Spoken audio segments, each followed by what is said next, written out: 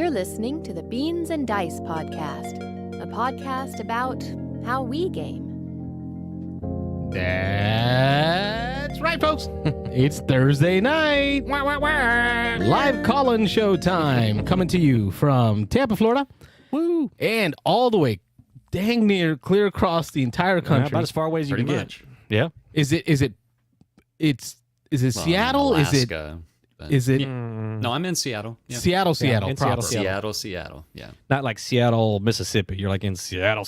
Well, Yeah. I wasn't sure if it was some other city Suburb near of Seattle or something. Yeah, no, it's not West Seattle. It's not West Side. Well, welcome to the show, Michael. Thank you for joining us. One mic, one game. I'm Carlos, and with me is Rob. And we're here to Mike. talk to you about games that you've played, things that you've been up to, and just general gaming topics. This is what we do. I know one mic, one game. He's played one game. No, you have two up now, though, right? Yeah, that's the thing. Kind of. Technically still one. Oh, is it still one? Did I'm one come down? still figuring out what the second one's going to be for, Okay. for real. Gotcha. Yeah, It's well, only that's taken good. me a couple of years I so was like, you far. put a couple years into it, so it's going to be really good when it comes out, right? It's going to be real. Yeah, okay. No expectations, no pressure. It's going to be amazing. We'll see. We'll see. We'll see how that goes. I got a couple of topics that I put up into the news channel on the Discord. That's a reminder, if you're not on the Discords, find us on Facebook. You can find us on Facebook. It's got a link, a permalink to the Discord channel where you can join our conversations. I monitor it as well. So if you're in the call-in show group chat, I monitor that as well. So if you have any pictures or links, the things that you want to send to me, that'd be the best place to do it. And I can talk about it on the show.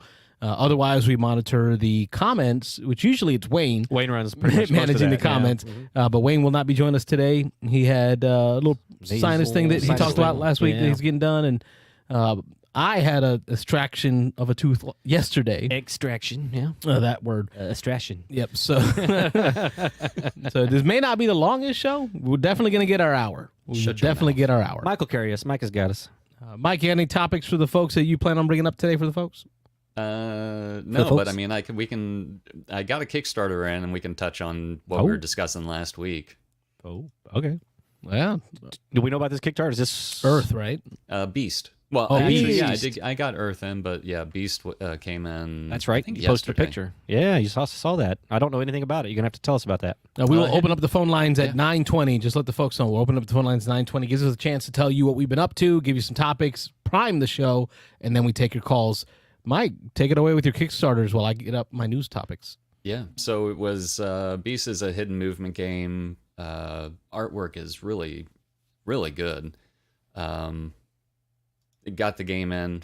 These are just like a couple of nagging things. This is a first-time publisher for this company, or first game for this publishing company, first Kickstarter, and one of the stretch goals was they were going to include like sleeves in the game, and the sleeves on one side of them had like kind of like a border around them. So like on the back of the card, it kind of like added this little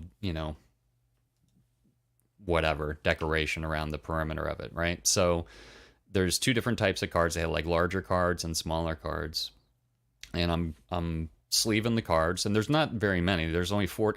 I know this for a reason. There's only 48 small cards, right? I get to the last card, and there's no more sleeves. Oh, no. The last, Oh, it happens. the last card, and I'm short one sleeve. Are And these I'm sleeves- like, Did you say these are sleeves that came with the game?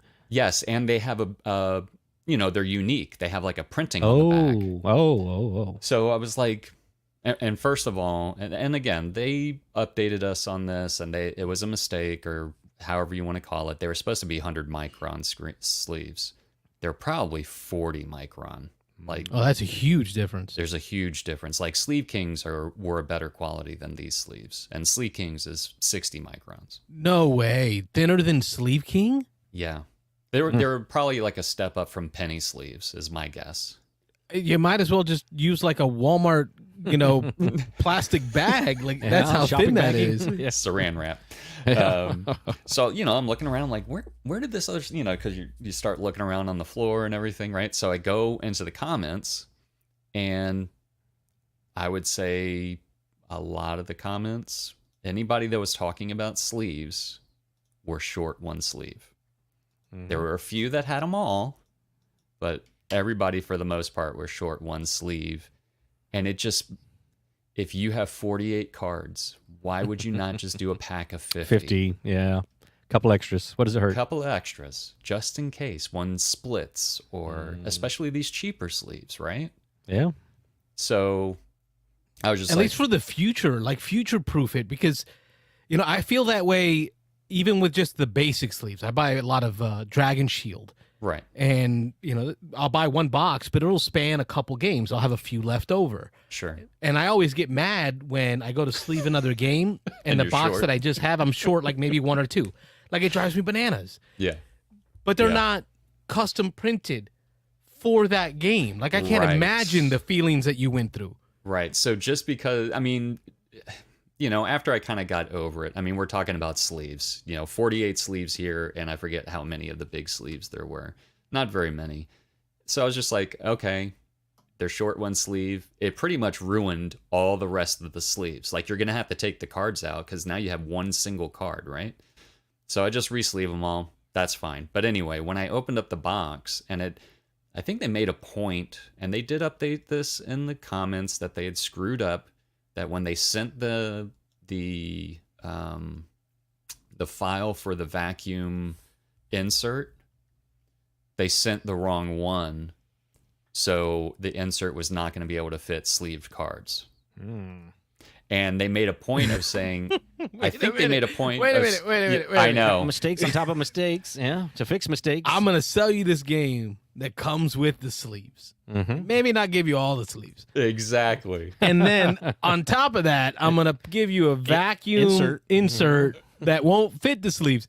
So you'll feel better because you can't use the sleeves anyways. Yeah. So just throw those away. It was, and the thing was, the sleeves were, I believe the sleeves were a stretch goal. Now, you could buy them for $5. You know, I'm thinking to myself, okay, I lost $5 in the long run, and some unique looking sleeves, which may be better in the long run as well, because, you know, Sleeve Kings, they're all the same. And if they put out an expansion, I don't have to worry about new sleeves looking slightly different or whatever. But the insert, I think they made a point of making the plastic even thicker to like make it a good quality insert. But when the cards came in, the insert itself, like while they were wrapped, the cards still kind of stuck over the top a little bit. Like, they were so shallow that it didn't even fit non-sleeve cards 100%. I'm looking at Carlos's face. But anyway. I'm just trying to control my comments. Right. Now, these are you have the cardboard standees. They actually had acrylic standees.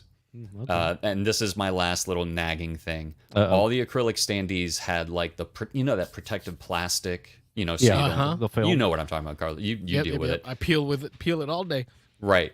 Well, all the standees still had all the plastic on like they were, I forget what they call, whatever the screen printing is on the one side, like heat screen print. Yeah. And then on the back side, they never peeled the plastic off.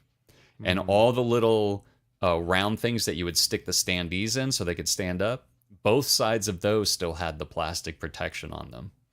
So here I am with like a razor blade corner, just barely trying to peel them up so I'm not damaging them. And again, I posted my comments in the comment section, and I just said, look, guys, these are little nagging things. It's not taking away from the game as a whole for me. And I mean, people were writing novels up there as far as like how pissed off they were. Who was the publisher on this again? I got it here. Oh, yeah, you got it. We're on the BGG. Beast 2023 title Studio Mid-Hall. Mid-Hall. Yeah. Haven't heard of him. Click on him. What else? Oh, Yeah, it they're looks new. like Aaron is the designer and the artist. Okay. So that All doesn't right. happen often. Probably a first timer, I'm guessing. Maybe. Yeah. Well, yeah. I think this is Yeah. his first Yeah. game. Okay. First title. So Okay. But, so anyway, I said, let's keep everything in perspective, guys. Should I give it a 1 right now? Sure. Unplayed. I approve. Go ahead. Yeah, man. Be Michael's rating. Unplayed sleeve cards don't fit in the insert. Exactly. Hit those comments. Yeah. Oh, dude, let's go. It's just I was just like, let's keep everything in perspective, guys. Like, this is a Kickstarter from a first-time publisher. The game looks amazing. Let's cut them a little bit of slack. They screwed up on a few things, but the game is still very playable. And, let's keep it all in perspective. So anyway. Well, it looks like, at least on BGG, they have been kind. Good ratings, yeah. There's only 2 1s. And then it gets into 5 3s. What did the 1s say? What was the comment on the ones? Let's go. If there was one. Disappointed. This is Spawn 3670. Disappointed that they are already available in store and the investment in Kickstarter is still on the way. Must have released in retail first. Sounds like it. I think it hit some stores prior in other countries, maybe. The game is not sufficiently balanced in my eyes. The problem is also that longer thinking to play several possible options of the beast are not sufficiently rewarded. Most of the time, it is also not worth knowing where the beast is exactly. That means that you wait a very long time for your turn, and the reward system for that is not sufficient.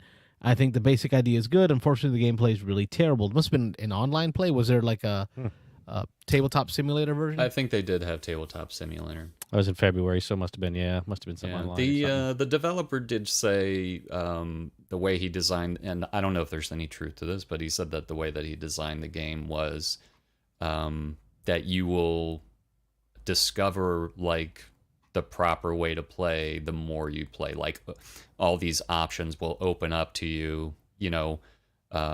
strategies will open up to you the more that you play. That on the surface, it may not look like a deep game or whatever, but keep going. And yeah. Yeah, Wayne says perspective. Perspective matters. Yeah, well, perspective and, He says, I don't think most nerds know the meaning of that word. But that's what makes us geeks, right? Is the fanboy is a coin, is a two-headed coin. It is. It can go both ways. Two-headed monster and two-headed right. snake. Yeah. Like I can love you to death and be your super geek, or we can be very vocal about why I don't like you. The wrath of the geek. Yeah. Yeah, could be. Well, let's get some 10s in here to balance this out real quick. Let's randomly What do people jump like? into a 10.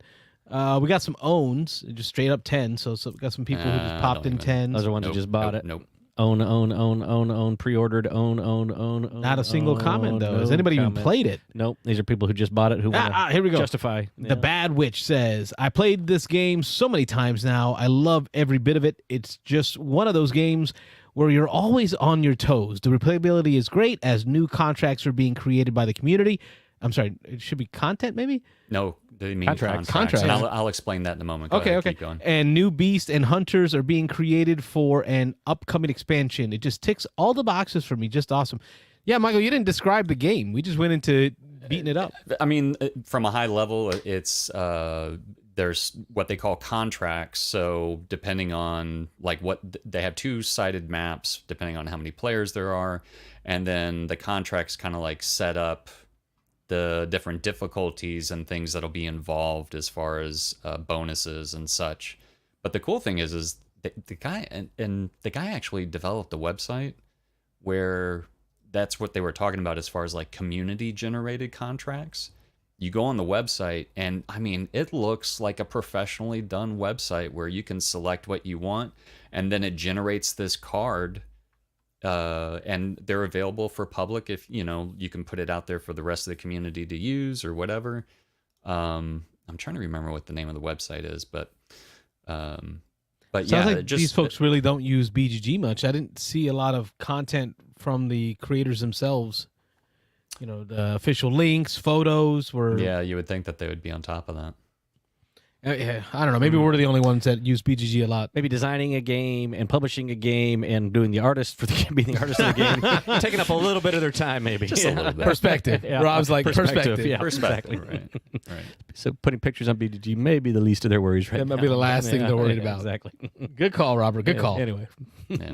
But anyway, yeah, that's the only thing that I wanted to, because I knew we were talking about Kickstarters either last week or the week before. I can't remember. Rachel Lee says hi in the chat. Hello, Rachel. Hi, Rachel. Thanks for popping in. I think I'll be gaming with Rachel Saturday. Nice. Looking forward to it. Yep. You guys got anything planned or?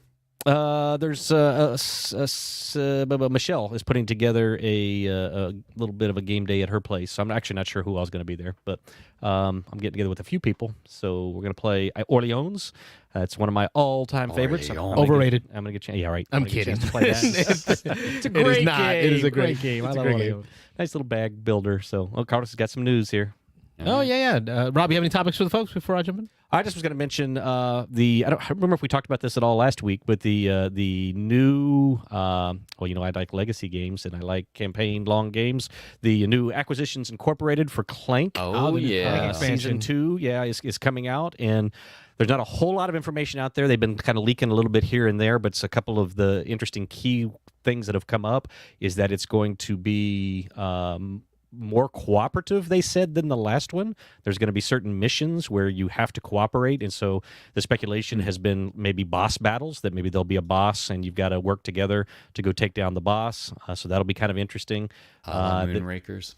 Yeah, maybe some Moonrakers making some deals and some I can see contracts that. and, kind of working together and trying to maybe divvy up the loot or whatever might be happening there. Yeah. But they've also mentioned that this one is going to have direct player versus player elements, which has never been part of Clank. So that will be interesting to see how they're going to approach that. In the legacy portion of it? Yeah, they mentioned the possibility of like sabotaging other people, trapping them in the dungeon, doing different things so that they don't escape. In the last one, it was kind of a race down and a race out, and now maybe there's going to be some ways that you can directly slow somebody down or mess with them, maybe steal their stuff. I don't know. There's been a lot of guessing on that. So I did not play the first one. I know James Odak in our group, he actually soloed it. He had put out that he was looking for people to play. I don't know, what was that 6, 8, 10 months ago? And he said he got very little response, so he just decided to solo it. He played 2 or 3 characters and just played through the first legacy game. He blew through it, I think, in a couple of nights or a couple of weekends, and he really enjoyed it. I played his completed version. Once he was all done, he brought it to a game day, and we played the stickered up final version because you can keep playing it, kind of like your own little custom designed Clank map. Yeah. And he asked the other night, we were talking about it over at Your Turn, and he asked if I'd be interested. And I said, yeah, I think so. Even though I didn't play the first one, when this one comes out, if he jumps on it, I'll be part of that group. So, cool. Looking forward to that. So that sounds like a lot of fun. Awesome. Acquisitions Incorporated, I don't know about y'all, but it was something that I got into big. I didn't. When they played online in YouTube. So they played Dungeons and Dragons. It was a group. Yeah. And I used to love watching those characters. And I could see the PvP part of it because, they got... Mess with each other? Oh, yeah. It was definitely part of the fun of watching them. I don't know, Michael, were you into the Acquisitions Incorporated? No, and I wanted to because all the reviews that I ever read, they raved about it. So, and I love Clank. And that's kind of old school. I mean, this was before what's the show now that everybody watches, the D&D Critical Role. Critical Role. This was way before like Critical Role and all that. So they were some of the first ones to do that. I mean, this is what that had to be 10 plus years ago. It's got to be like 15 years ago. Yeah, right? that I was watching them. That was a long time ago. So I'm glad to see that that's continuing.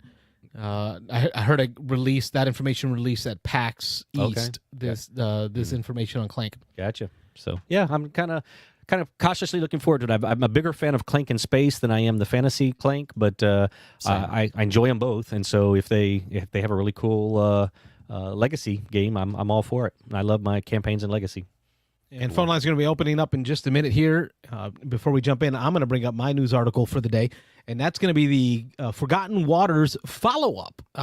Speaking of Acquisitions Incorporated, Clank, they are taking Forgotten Waters into the realm of fantasy. I think thought this is of you as soon as I read this, man, because I know that you liked Forgotten Waters. So I liked the Forgotten Waters system. I just the Crossroads system. The Crossroads system, yes. Right, yeah. But also, I would say Forgotten Waters because Crossroads is used by Dead of Winter. Dead of Winter, yeah. right? But the way they did it in this game, the booklet, the book for the maps, the Forgotten Waters I'm talking about here. Spiralbound book, yeah. All that stuff. I think they just had an awesome system. For the maps, yep. Yep. The way we worked together, but also raced for different spots. And the phone lines are open now. 813-618-7099 is the number for you to call in. I really like the way they did it. I haven't played, what is that, Dead of Winter. But this here has got me excited. A fantasy setting. Forgotten Waters is a pirate setting game using the crossroad system. Yeah. A map on the table that's built into a spiral bound book, almost like Jaws of the Lion. I think before Jaws of the Lion. Yeah, I think so. Yeah, it was, yeah. But also, when you're on the boat and you're like traveling, there are different spots on the book where players will compete with a timer to race to go to, and it's going to give you different actions that you can take while on that space. Fully cooperative. You know, you're all working together. Well, I can't say fully cooperative. You got little goals. You're trying to fill out your own little book and stuff, but in your own little story. But it's cooperative for the most part. You're trying to all succeed, trying to make the boat do the things you want it to do. You want to become infamous as well, or famous. You want to write your story in the grander scheme of things. But yeah, and then it's got this, at least with the character generation piece, it's got this Mad Libs aspect to it. It says, you know, give me a name, give me a verb, and then boom, you read out your story and you fill in like Mad Libs, and it's just hilarity. Yeah, it's good. Beans and Dice Podcast. State your name. Where are you calling from? This is Ron from Atlanta. Hey, Ron Frazier. How are you, sir? First caller. I'm good. Good. What you got going on? So I think it's cool that they're doing like a fantasy version of Forgotten Waters with the Crossroads system, which Carlos has still got to try. Get a winner. He's still got to play. Yeah. Because it's totally different than Forgotten Waters, like as far as the map and yeah. Mm-hmm. It is, and I've never played Forgotten Waters because the thing is that like I have given up on like legacy and campaign board games. What? Just because of the time commitment. Like I'd rather just play a role playing game. You're not the only one. That's just where I am. Yeah. So. But that's neat. Forgotten fantasy flavor, Forgotten Waters. That might get me in actually because I like the Crossroads. I think the Crossroads system is really, it's neat. I don't know about this new one, but Forgotten Waters was definitely, well, I won't say 100% kid-friendly. We played it with the kids, and the kids could play it, and they could catch on, and they did well. There was some content, just like in the narrated version and stuff, that some people found a little questionable for kids, but for the most part, it's definitely a game the kids could play. Yeah, because you could go like, yeah, you know, into the town and do some things. Have some relations with the big lady at the inn in order to get information. Yeah, you had to go to the bar. And I remember when that card came up, I was like, oh, please, God, don't let the kids ask. Because it kind of insinuated. There's some different options. It wasn't direct. Yeah, Dad, I want to go see what's in her bedroom. No, you don't. No, you don't. You're going to go look for the lost treasure somewhere else, son. Anyway. Yeah, that's So what else you got going on, Ron? Have you been playing anything lately? Aside from stuff on BGA, not really. You know, between me getting the flu and my girls being sick, March has pretty much been a wash. Yeah. Like I was supposed to have a big board game birthday bash, which, you know, now looks like I'm going to reschedule for mid-April. Better late than never birthday board game party. Oh, yeah. Heck yeah. But other than that, like, I was just talking to somebody about how, man, I need to get out and play board games regularly. Like, it's just, you know, it's killing me. Got to get your games in. I'm going not through withdrawal. I know, like, you know, there's a Saturday meetup at a restaurant, and like, you know, some of the folks, they're cool, but you know, I thought they might be listening. I heard some of the folks are cool, but careful. But like, well, I mean, it's just in any situation, like, it is what it is. It is. Yeah. To be honest with you. Yeah. But I guess I just need to get out. I'm used to being the one hosting, but I need to get over that because it's been like 3 years. Yeah. We had a little thing called a pandemic. Well, actually, my second child was born shortly before the pandemic, which stopped me from hosting, and then the pandemic happened, and things just haven't been the same. I feel it like getting back to feeling like pre-pandemic normal hasn't happened. Like, I don't know if and Ron, they're like you, I have other factors like adding kids to the house. Kids probably didn't help a whole lot. But yeah. It just doesn't feel like it's the same, right? Yep. Yeah. I mean, that it's rough. Like, me having that second child, it changes everything. It changed everything. So, and just including, the way I gotta figure something out. But at least I got something going on. There's a local game convention that's happening here in April as well. So I'll get some gaming here coming up here in April. But good. I just want to call in. I thought the Forgotten Waters conversation was interesting, and I want to say about Earth and man, board game publishing be hard, yo. Yeah, I guess so. Yeah. Holy cow! Mm. Like, it gets that your story, and Micah, you chill about it, and that's cool. That's cool. But like, well, Mike's chill on the show right now after he's had some time to think about it. But I guarantee you, when he hit that last card sleeve, I know Mike well enough to know that he had little lights and buzzers going off all in his brain there for probably about 15 minutes. So my famous saying is, "You got to be effing kidding me!" But I don't say effing; I actually say the actual word. Yep. I've heard that. That's a few my times. line, man. I think we have some audio recording from that moment. Let me get that audio recording. No, God, please, no. Yeah, Mike's mostly chill, but I've seen him. If you drop one of his board game bags, oh my God, in the back seat of the car, or in the trunk of the car, I thought I was going to die. There's going to be hell to you pay. will not drop that, will you? It was. I was late not that night, pissed off. Very dark. I thought he was going to put me in that bag, stuff you in the trunk. Yeah, it was. Was that like the topic for your whole drive home or something? Like, yes, Mike it was. really got Probably pissed was. off. It's like, did you see Mike? Mike was going to kill you. Yeah, that wasn't. Sorry, Rod. Yeah, it was a thing. Hey, Ron, you be proud of me, son. I signed up for a one-day, one-shot D&D encounters. Is it Adventures? I think it's called now. That they run at the shops. Adventures League, yes. I signed my son up for next week, and I'll tell you what, Armada Games has this Adventures League thing. It's a once-a-week thing where you sign up ahead of time, $5 to get in, get a seat. Someone runs a one-shot, one-time adventure. They have multiple tables going on at different levels, so like low level 1 through 4, some high levels, 13 level characters and up. But somebody volunteers and runs the event.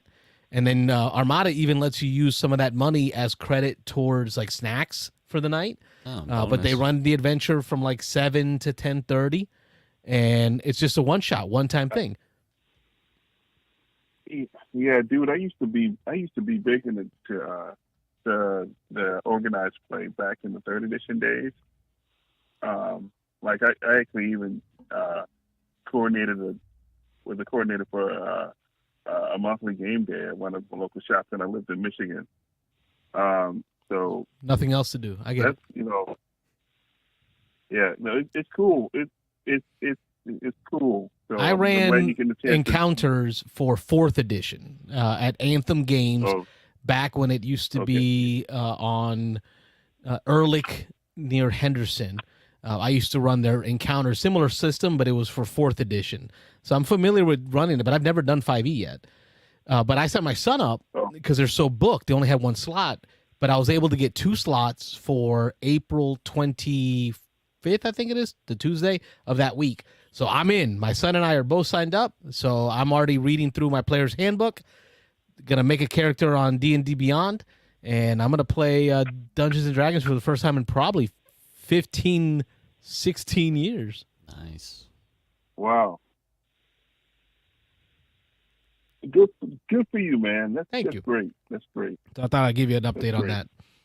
And I'll keep you posted as I walk him through his first adventure next week, and I'll let you know what the 12-year-old says, if he's going to be hooked or not. Yeah. If he's hooked, then I've got to start learning how to run games again. Yeah.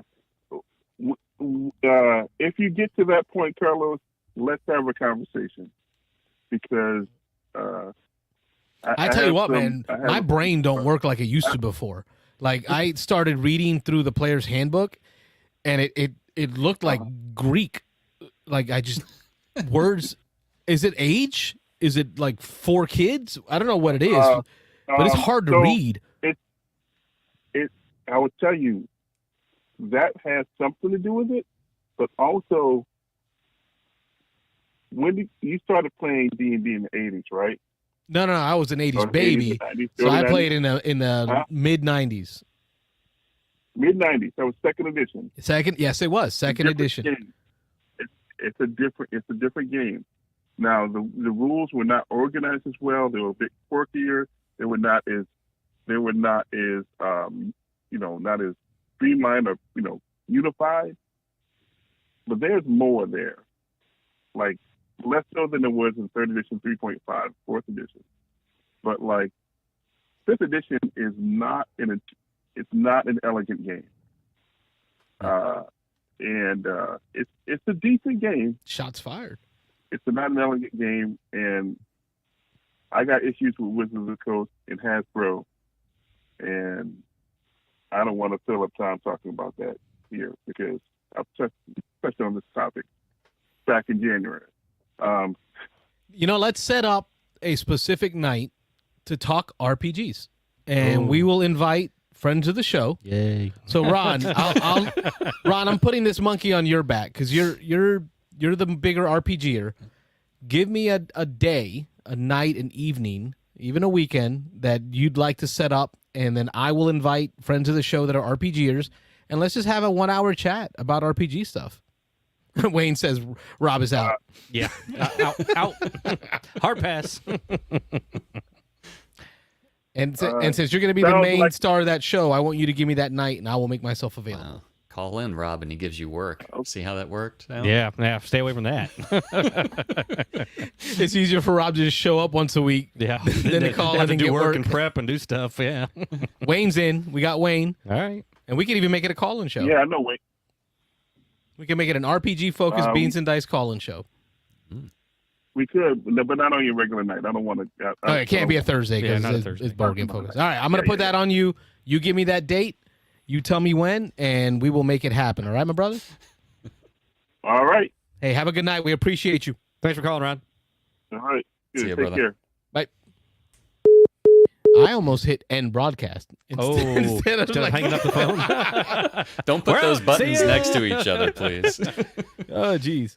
Man, Carlos putting callers to work? To work, yeah. You figure this out. No, and I'm you just come trying to back with a show. capitalize. When I got an expert, like you want to bring them in, right? And there are people who are going to want to talk RPGs. I'm certain we can make it happen. We will see. Oh, let me pull up the picture of and I think let's see here. Where is it? Real quick, get that picture back up. Look at that! Look at that picture of the Forgotten Waters follow up. Yeah. Does it have a name? What are we calling it? Oh, geez. Did they give it a name? You keep calling it the think they did. Forgotten Waters follow-up. Co-op Forgotten Waters, spiritual successor. I don't see a name here. Freelancers. Freelancers is a spiritual successor to Forgotten Realms, There you go. app-powered co-op adventure. I'm really digging, like, to the point where I busted out my copy of Forgotten Waters. Like, I pulled it out just to there you look go. through it again. You don't love your co-ops. You don't love your long campaign games. I don't know what you're finding in this one, but Ease. Like, this, to me, that was probably one of the easiest Okay. mechanically distilled, I'll use that word, co-op adventure games I played. It was easy. okay. The story was read to us by the app, It was easy click, easy flip the book open, no difficult brain burning mechanisms like Gloomhaven. It was just like, here's. Did somebody call in? Yeah, somebody did call in. Give me a second, caller. yeah. Caller's there. We're going to bring caller in here. I just got to finish my sentence. Like Gloomhaven, to me, it's so far Euro. Oh, no, Gloomhaven's, I definitely wouldn't compare this to anything like that. I No. couldn't enjoy the story. No, yeah. But too far story, and I'm not happy. I think Forgotten Waters had a good balance. Caller, state your name. Where are you calling from? Hi, my name's Rachel. I'm calling from Tampa. Hey, Rachel, how are you? Hello. Good. Welcome back on the show. Hi. Thanks for having me. Yeah, thanks for waiting patiently while I finished my sentence.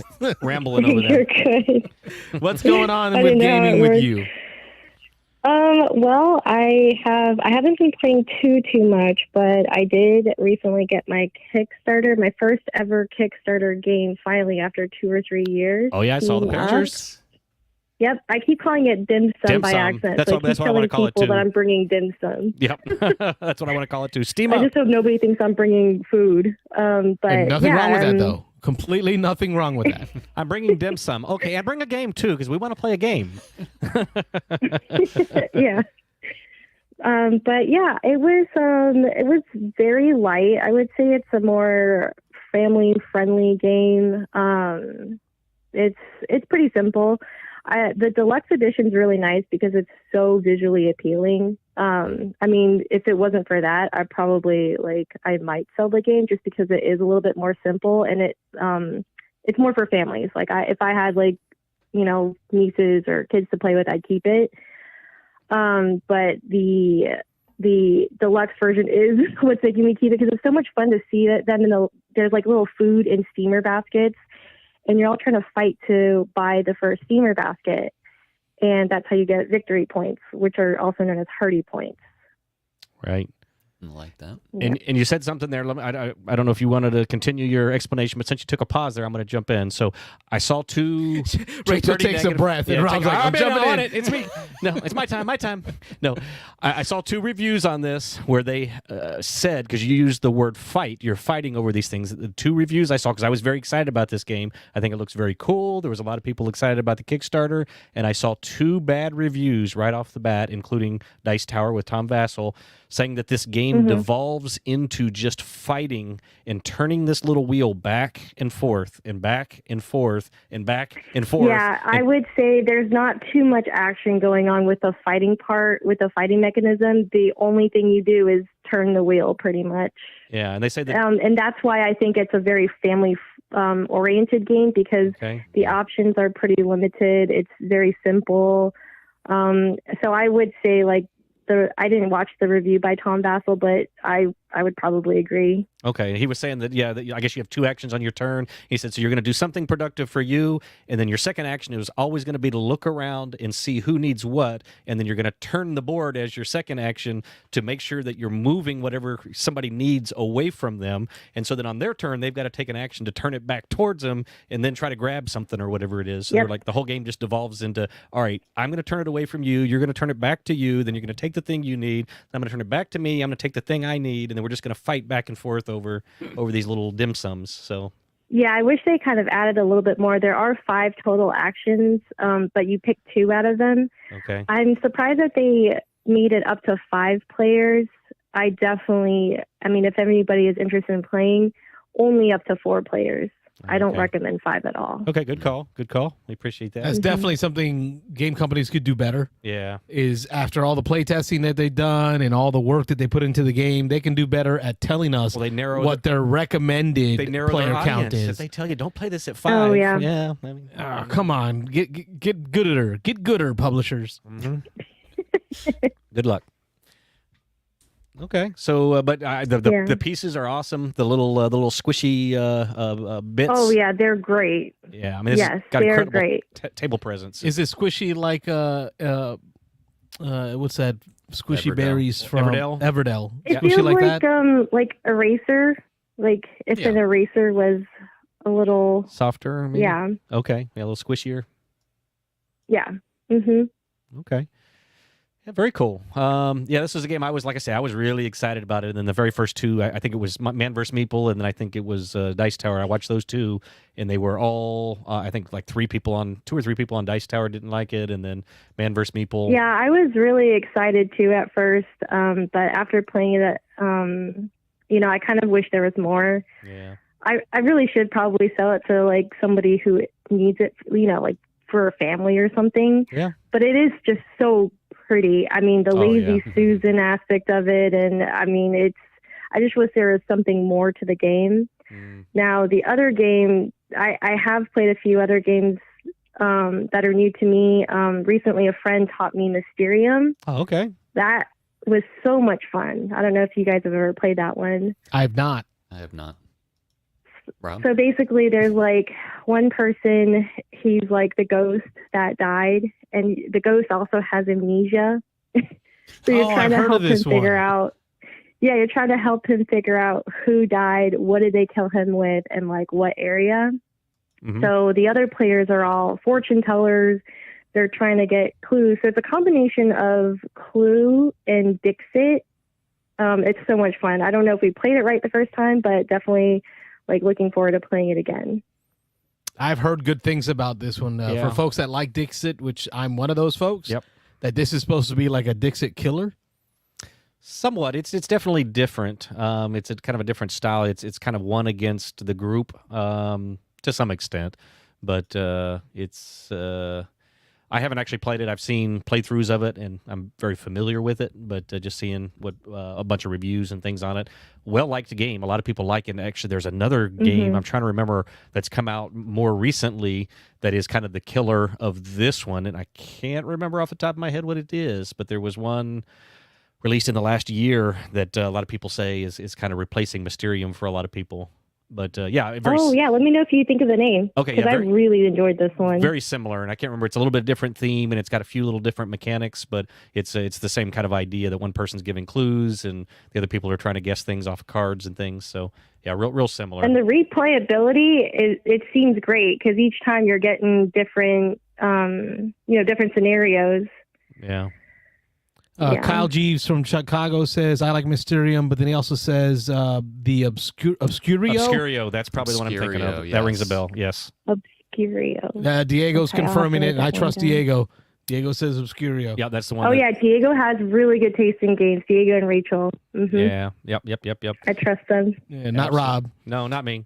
I'm gonna go play. I'm gonna play games with them this weekend. So I called out earlier that you might be there. I just was making a supposition. Are you planning to game this weekend or not? I might stop in early. Okay. It's not finalized yet. Okay. No pressure. Michelle, if you're listening, I'll confirm with you later. Rob's like, no pressure. I'm just gonna call you out on live calling show. If you're not there, it's all gonna fall apart. So just no pressure. Yeah. Real quick, there was another game I wanted to talk about. Also, I saw Carlos playing it too. Railroad Inc. Oh, that's my jam. Oh my gosh! I played a ton of that on BGA on the Board Game Arena. Yeah. I've played so much of that. That game is so much fun, and I can't believe there's like so many copies out. I only played the blue version right now. Oh yeah. But there's red and blue. Are you playing online or in person? In person. Okay. With horrible drawing. Right. But that's okay though.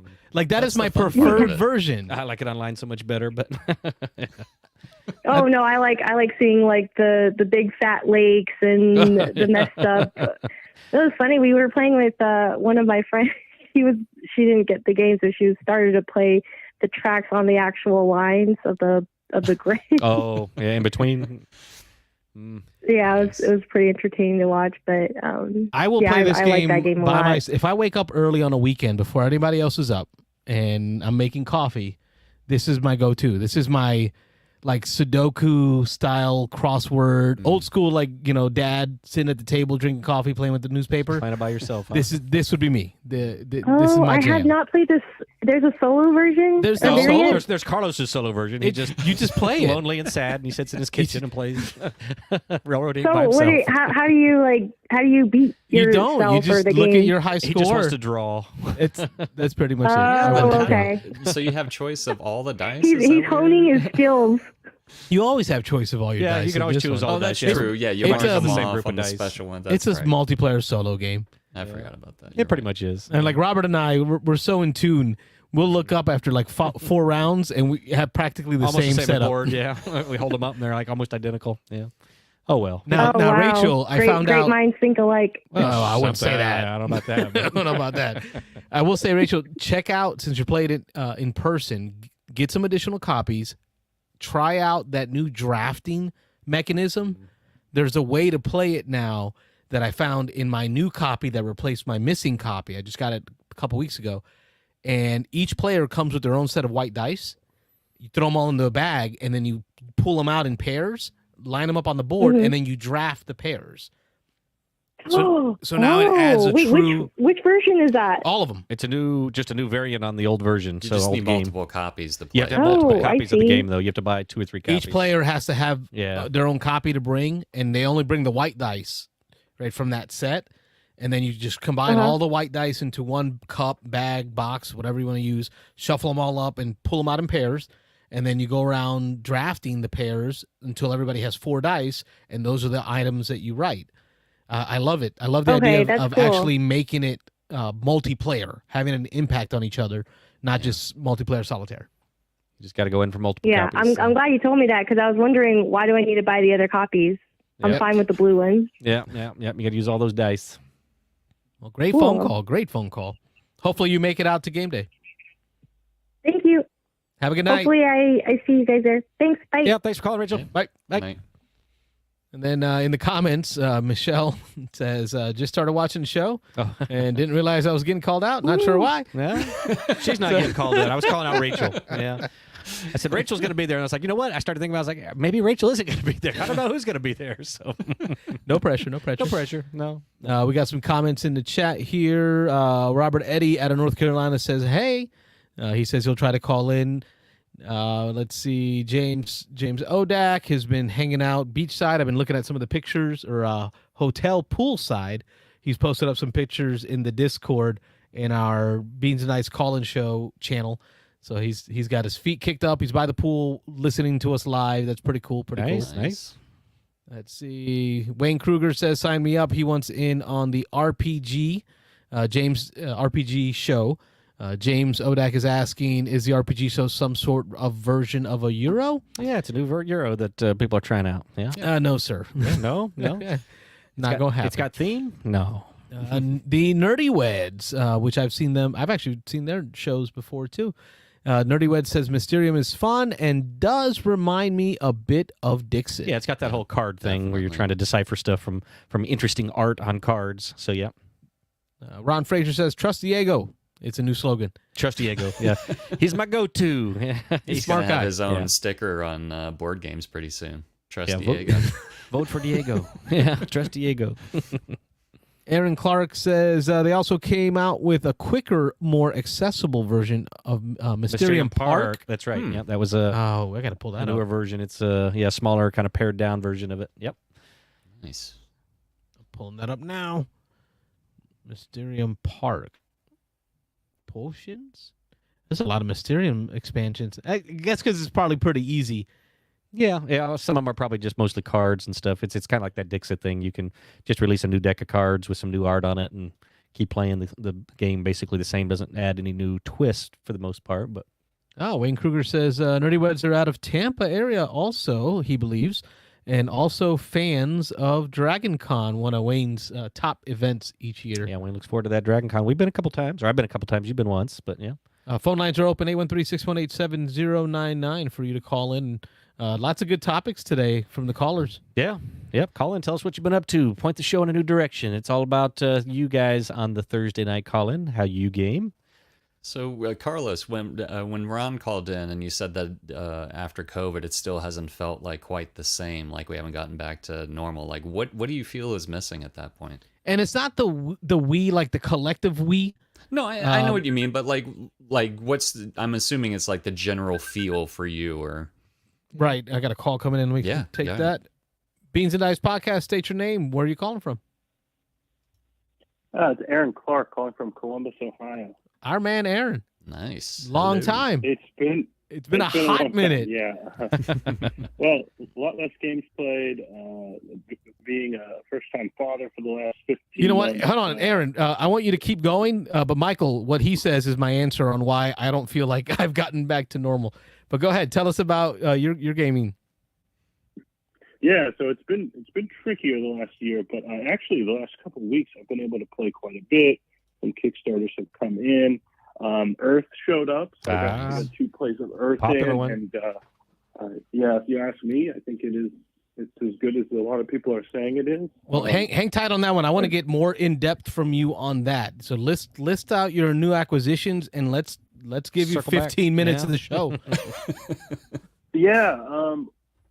What else you got? The Vindication big box came in and got that to the table with a couple friends. A favorite of Michael's, yeah. Mike's? Yeah. I don't have the game, but a friend brought Root over, so I've played Root a couple times. That's a new to me game, I suppose. Nice. I've been trying to get a couple games that I just haven't had as much time for solo play back to the table. So in the last couple of weeks, I've busted out Arkham Horror and played through kind of the base campaign. The LCG, the card game? Just to kind of, the card game. Cool. Just to get kind of a feel back for that. And this evening, I'm kind of sorting and trying to get back into Marvel Champions a bit, but been quite a bit of Nice. the last. You got a full plate there. That's not shabby. Yeah, which I'm tired just listening to what you're getting into. Yeah, That's awesome. so it's been great. Very nice. Loving me some Arkham. Me and Dan from Your Turn Board Game Cafe have been playing Arkham for, a while now, 8, 9, 10 months, and we're loving that. So we need to get to where we can get back into a regular schedule. We seem to have missed it a lot of. We were trying to play weekly, and we've missed a lot of sessions recently, but we're going to try to get back on track here soon and knock a bunch of those out. But yeah, I love some Arkham Horror, and I want to get into the Marvel stuff and give that a shot sometime too, because I hear a lot of people are liking that. Yeah, and I mean that's what happened. I had Arkham for a long time, and then kind of stepped away from it, sold a lot of my collection off, and Marvel Champions came, and it was easier. It's easier to get to the table for a lot of one-off sessions, Definitely. especially for solo play, which is how I play both of those games mostly solo. And so it was just easy to do one-offs and a little easier on the deck building Nice. for the Marvel side. So I got into that for like a year. I sold the Arkham off, and then kind of talked myself into getting back into it because they changed the kind of the packaging model. Right. Yeah. When they release on and Arkham, everything. right? Yep. So yeah, they're releasing them kind of with a campaign box that has all of the scenario parts of the campaign, and then an investigator box. And I actually kind of appreciate it that way because it's a little easier to store everything for one campaign in the campaign box. Whereas before, I mean, those you can imagine those collections get huge. Oh, and yeah. So organizing and sorting and all that for the game becomes quite the chore. So You say chore. That up is pretty nice. You say chore. Tough. I don't know if I agree with chore. I find that part of gaming to be one of the things I like, the cathartic piece. Like I will take a game and I will lay the whole thing out on the table. And I get it. Listen, we can joke all day about how I throw games back in the box. Yeah. I wasn't there going are to say games anything. that I have love for. Games like X-Wing. I will take all my X-Wing stuff out just to reorganize. Look at all my cards, organize them by type. There's a joy in that. There's thousands of cards in the Arkham LCG, so you'd have to have a big, big table. But yeah, I see what you're saying. I think that's the thing. I agree, and I'll pull mine out and sort it and stuff. But when they were coming out monthly, I mean, you could quickly get behind. And now, kind of, at least for Arkham, the new model, you have more time in between each release, so it doesn't feel as daunting when you go to kind of like sleeve the cards and sort them up the way you want. And then plus them being in separate boxes, I mean, you don't have to continue to grow this box. And you're like, how big of a box do I need? I need 2 different boxes. Yeah. And you don't have to kind of play that game with, at least with Arkham. I'll be interested to see how Marvel Champions looks because I'm running into the same problem I had with Arkham previously. I've got it into like 3 different deck boxes, sorted out by I was just gonna the heroes. Try to get some help here from the folks on the line. Mike, you were big into Marvel Champions. Have you gotten into a problem where you had to figure out storage solutions? Any tips for Aaron? Yeah, so I just bought one of those big card boxes. I think it has 4 or 5 rows in it. It holds like 5,000 plus cards. And I have pretty much, I have all of Marvel You mean like Champions. the big white Magic the Gathering boxes that you see like at Armada Games or other game shops? Yeah, I'm trying to remember the name of the company, but get them from your local board game store because they're a lot cheaper than getting them from like Amazon or something. I think my box was maybe $8. Okay. And I just did that, and I have all of Marvel Champions up to maybe one character past the Spider-Man big expansion, whatever the last bit. Maybe everything leading up to the X-Men box, and it fits with plenty of room still. Did you print out like little dividers? Yeah, and I printed out like all the dividers. Do you have everything sleeved? I do. Yeah, unfortunately. Are you kidding me? No, I'm not kidding you. Yeah, it's just easier. I just sleeve it all, which is probably not the most cost-effective thing, but I don't want to have to unsleeve when I'm deck building. So the main reason I sleeve is because I cram the cards together. I don't like shuffling. I just, grab half and half and cram them together a couple of times, and that's my shuffle. Oh, yeah. I believe in sleeving. Definitely. Don't get me wrong. I believe in sleeving. But at a certain point, you need, listen, I do this with my Unmatched. I printed out, laser cut my own inserts for Unmatched so that I can condense them into just one box. But I have just enough sleeves to cover 4 players. That's it. I will sleeve the decks we're playing with and then leave the rest alone. That's just a lot of plastic. A lot of sleeves. Yeah. No, it is. It is. And I've made mistakes along the way. Marvel Champions is a good example where I wanted a little nicer sleeve, so I got katana sleeves. I do red for the kind of the villain cards, and then blue for the and so, which is nice. They're nice sleeves. I like them a lot, but that means those are more expensive sleeves. I'm not going to use them for every game. I should have just done like clear Game Genic and just made it easier. So I bought a bunch of katana sleeves back in the day, and I suppose I'll keep doing Champions until they run out at least. But yeah, and it makes it a little trickier when I've committed down a certain sleeve path.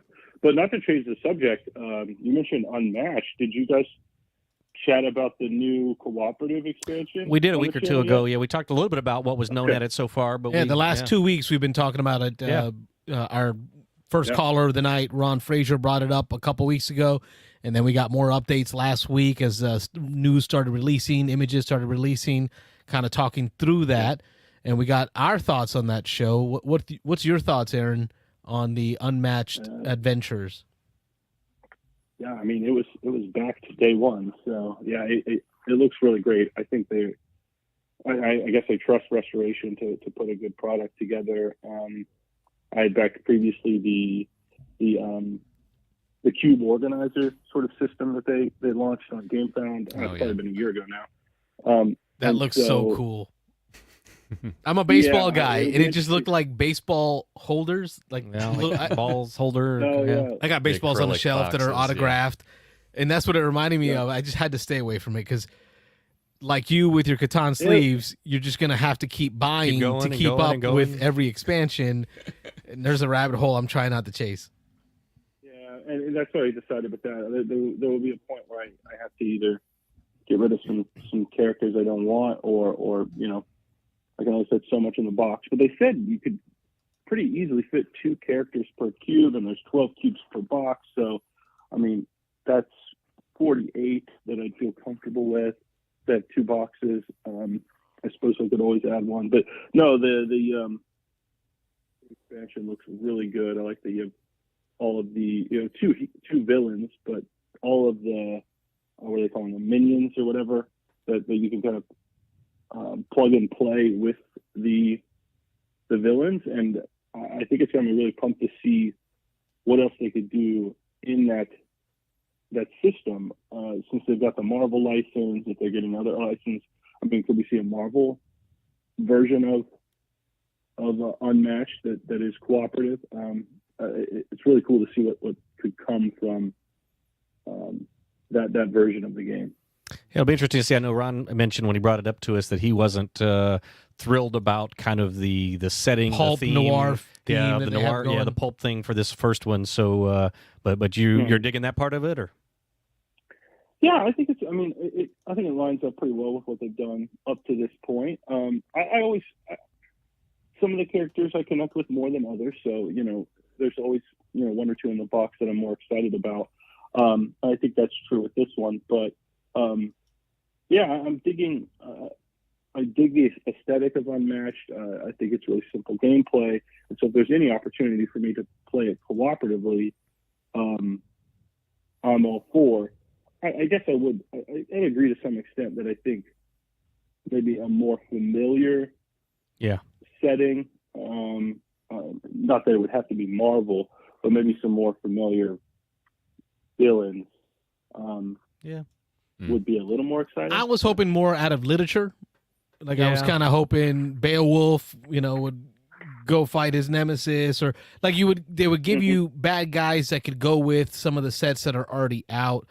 We'll see if it expands to that. Yeah, we'll go there. The first round. We'll see where it goes. I am going to bend your ear here, though, on what you triggered me on the conversation. Back to Earth? Yeah, let's take it back to Earth. Let's get back down to Earth. Bring us down to Earth. Tell me why Earth is going to really put Inside Up Games on the map as a publisher. What's your thoughts? Well, I think it's one, the quickness of play, which seems to be true regardless of player count, and it just gives you. There's a lot to think about, but the actions are super simple. So I listened to the Dice Tower, and they made some comparisons. I think they're true, but you could kind of tie it into it's got some notes of Wingspan. It's got some notes of Terraforming Mars. Maybe. I compared it to Ark Nova today. Yes, certainly Terraforming Mars or Terraforming Mars Ares Expedition. And so they're all of these kind of card-driven games that give you a lot to think about on your turn, but really what you're doing turn to turn is very simple. And then you layer that with the simultaneous play, and I think people are just going to pull this out all the time. I mean, I really don't think the difference between a two-player game and a five-player game is going to be much more than 15 minutes, maybe. That's what I'm hearing. And that's just me guessing. Especially once people know, because you'll have less turns as the active player, but you're going to have so many turns as the off player. You still get those benefits. You're going to be able to do things a little quicker. I've only got 2 plays into it, so it'll be interesting to see how much replayability it has. But my early thoughts are between the fauna cards and I'm going to blank on. We didn't play them the first time, but the more advanced rule set comes with those maybe climate cards. Yep, that's one. That are an additional way to score. Yeah, so between the mix of those, I mean, and then you have your island and your climate or whatever it is. Habitat or whatever. Just that combination alone, I think, provides a ton of replayability. Yeah. We haven't had a chance to try this at all. Mike, you haven't played this one yet either yet? Unfortunately not. No. Not? Okay. Yeah, we haven't tried it. We've obviously been hearing a lot about it. I mean, last few weeks, this has been the talk. This is the game that everybody's getting to the table, and I'm hearing 95% of good stuff about it. I've hardly heard anything bad. Yeah, it's really interesting. I was talking to some of the game group just how, that company has gone through quite a, I guess, the growth of popularity for that company, because right as Earth was on Kickstarter, I think, was that last year, the Dice Tower had Trey Parker from South Park. I remember that episode. Yeah. And his number one game, I might be getting the game wrong, was Summit. And so he, Inside Up Games sold all their copies of Summit while Earth was backing, and Earth was a huge success on Kickstarter. And now it's going to be, early favorite for Game of the Year, it sounds like. Cha-ching. So, I think they're off and running. I think I just got an email today. I didn't look at it, but a new Kickstarter they're about to launch. start another game. So, Wow. Yeah. Yeah, strike while the iron's hot. Get Yeah. that money. Yeah, got the buzz going. Keep it going. Yeah. All right, let me ask about Earth because you have played it a couple times.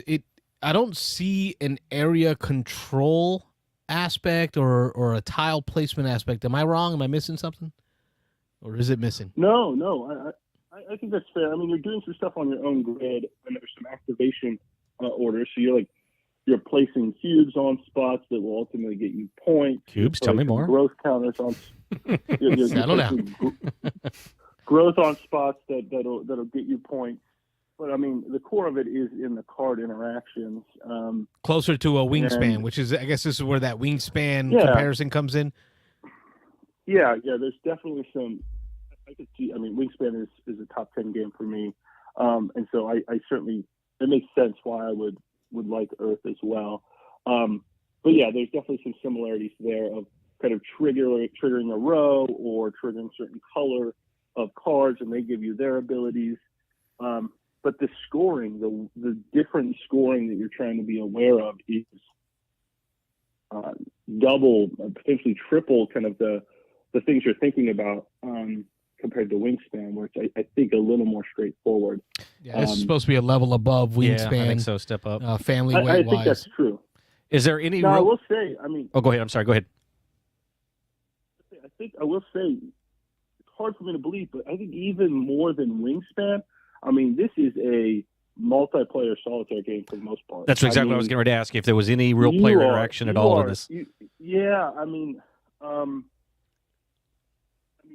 you're drawing cards off of the top of a deck. You're not drafting cards. You're getting so many cards for the game, so the drafting almost comes from which cards am I keeping, which cards am I composting.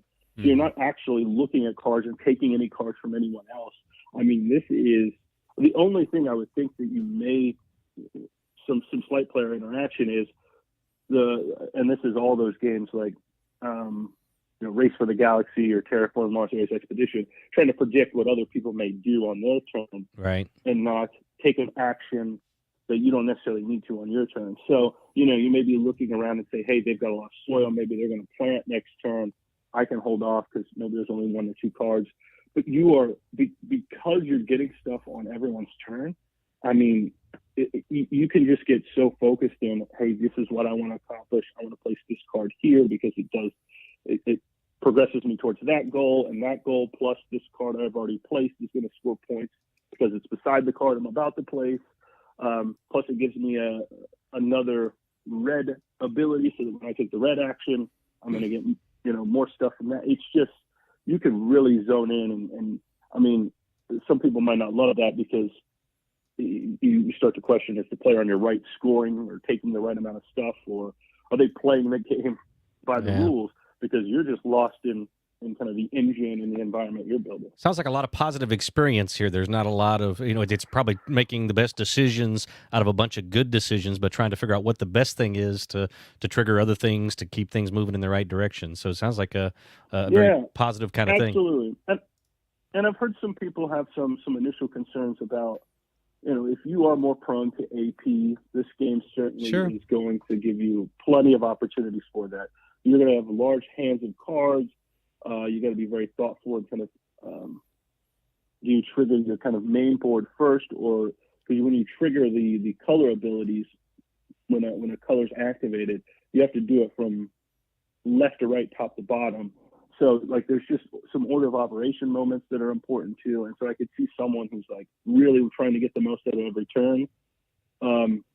That may slow things down a bit, and they may have a little too much to think about to really enjoy the game. But again, it's still going to play very fast. I think 5-player games under an hour and a half, closer to that hour mark. Love it. Love it.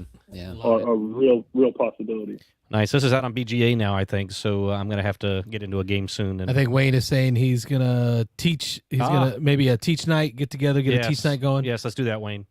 So, yeah, if everybody who's interested, jump into the Discord. If you're not already there, Wayne's volunteering to set up a night to teach who he taught. We're committing him to it.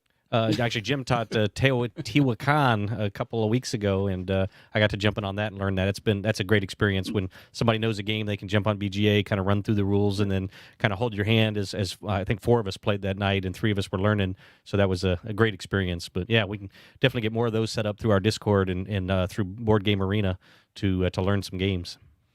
Well, Aaron, it's so great to hear from you. It's always great to hear from one of the early show callers. Yeah, for sure. That jumped in early into what we did. Glad to catch up a little bit on you having a baby boy. I heard. Is that right? Yeah. Well, it turns 15 months, I guess, Saturday. So yeah. My girl's been 19 crazy, months. but- My girl's 19 months now. Oh, wow. So you and I are both in that just starting to get some sleep mode. Maybe we can get some Yeah, normalcy back. I'm really thankful. I mean, Carlos, I think it sounds like you have probably a few more kids. This is our first, but I'm super thankful. He sleeps great. He slept great. I don't Listen, mean to make my you 3 jealous, but boys he slept before great. her Full. slept like champs. This girl is completely different, bro. I am so tired. Yeah. Thank you We've for been calling. told it's a trap, baby. So we'll see. Yeah, I appreciate it, guys. I've been watching from a distance, but, Good night, homie. Don't be a stranger. It's a keep it trap. up. Yeah. Night. Thanks, guys.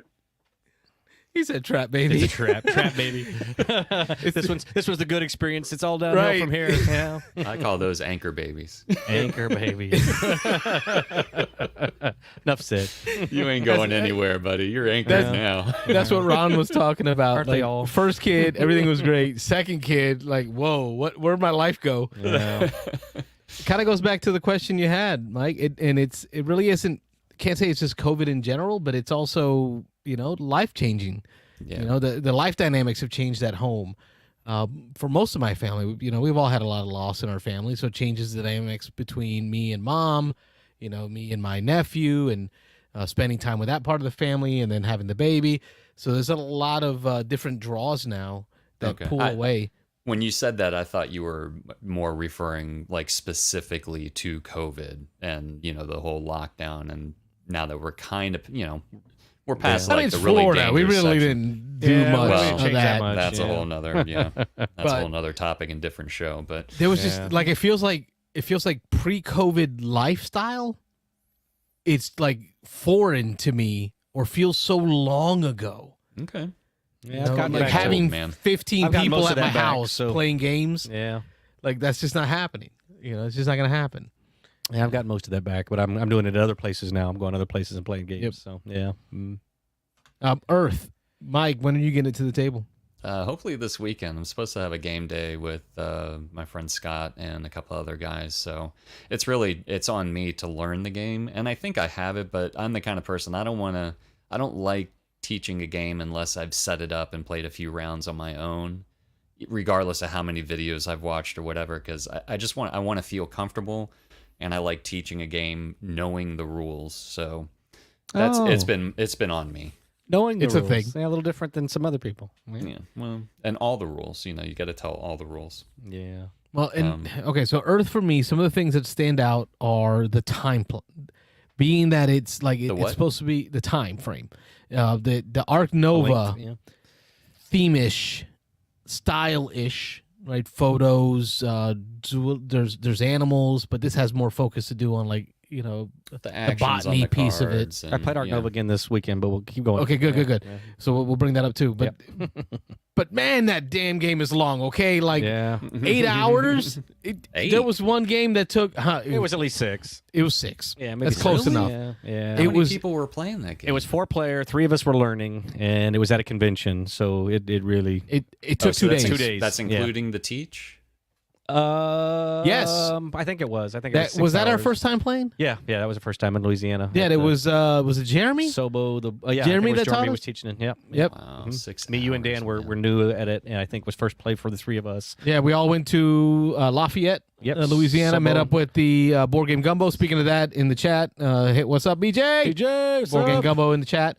But he took care of us out there in Louisiana. We learned Ark Nova took 6 hours. It took 2 nights, 2 days. 2 days. Yeah, one night, came back the next morning. Started at night. We got kicked out of the hall when they closed it. Yeah. Had to come back in the Come morning. back and finish it, leave it on the table. 8 a.m. Right? We started like at 8 So a.m. it was, first thing we had donuts and Ark Nova or something. Yeah, But the card draw aspect of that, so like the wingspan, terraforming Mars feeling of card draw, like that can really make or break your game. But you put that in a 6-hour game, and it just throws me off. Yeah, 6 hours is kind of rough if you, you know. That's kind of. I've never played. I haven't played it yet. What's the shortest game of Ark Nova you had, Rob? Jim and I played it this weekend. We played a 2-player game in probably about an hour and a half. So, Okay, that's pretty good. You and I played. Yeah. You and I played 2-player or 3-player? I can't remember. We played a 2-player once here. We played a 2-player once and here. we probably was for 3 hours or something. 3 hours. Yeah. Played it at Armada Games. Yeah. We had multiple tables going. Oh, yeah, Took us about 4 hours. Had a 3-player game. It was like 3.5 hours. Yep. Like So again, that's yeah. I mean, for a game that heavy though, and you're still kind of new at it, that's not horrible. I mean, for that type of game, you know, think about like the first few times that you played Terraforming Mars. Connor Smith says, I won that game of did Connor win that one? or of Ark Nova. Ark Nova at that Sobo? first game at Sobo. Yeah, look at he probably heard his name. Yeah. He had to chime in, turn the show on. I heard my name somewhere.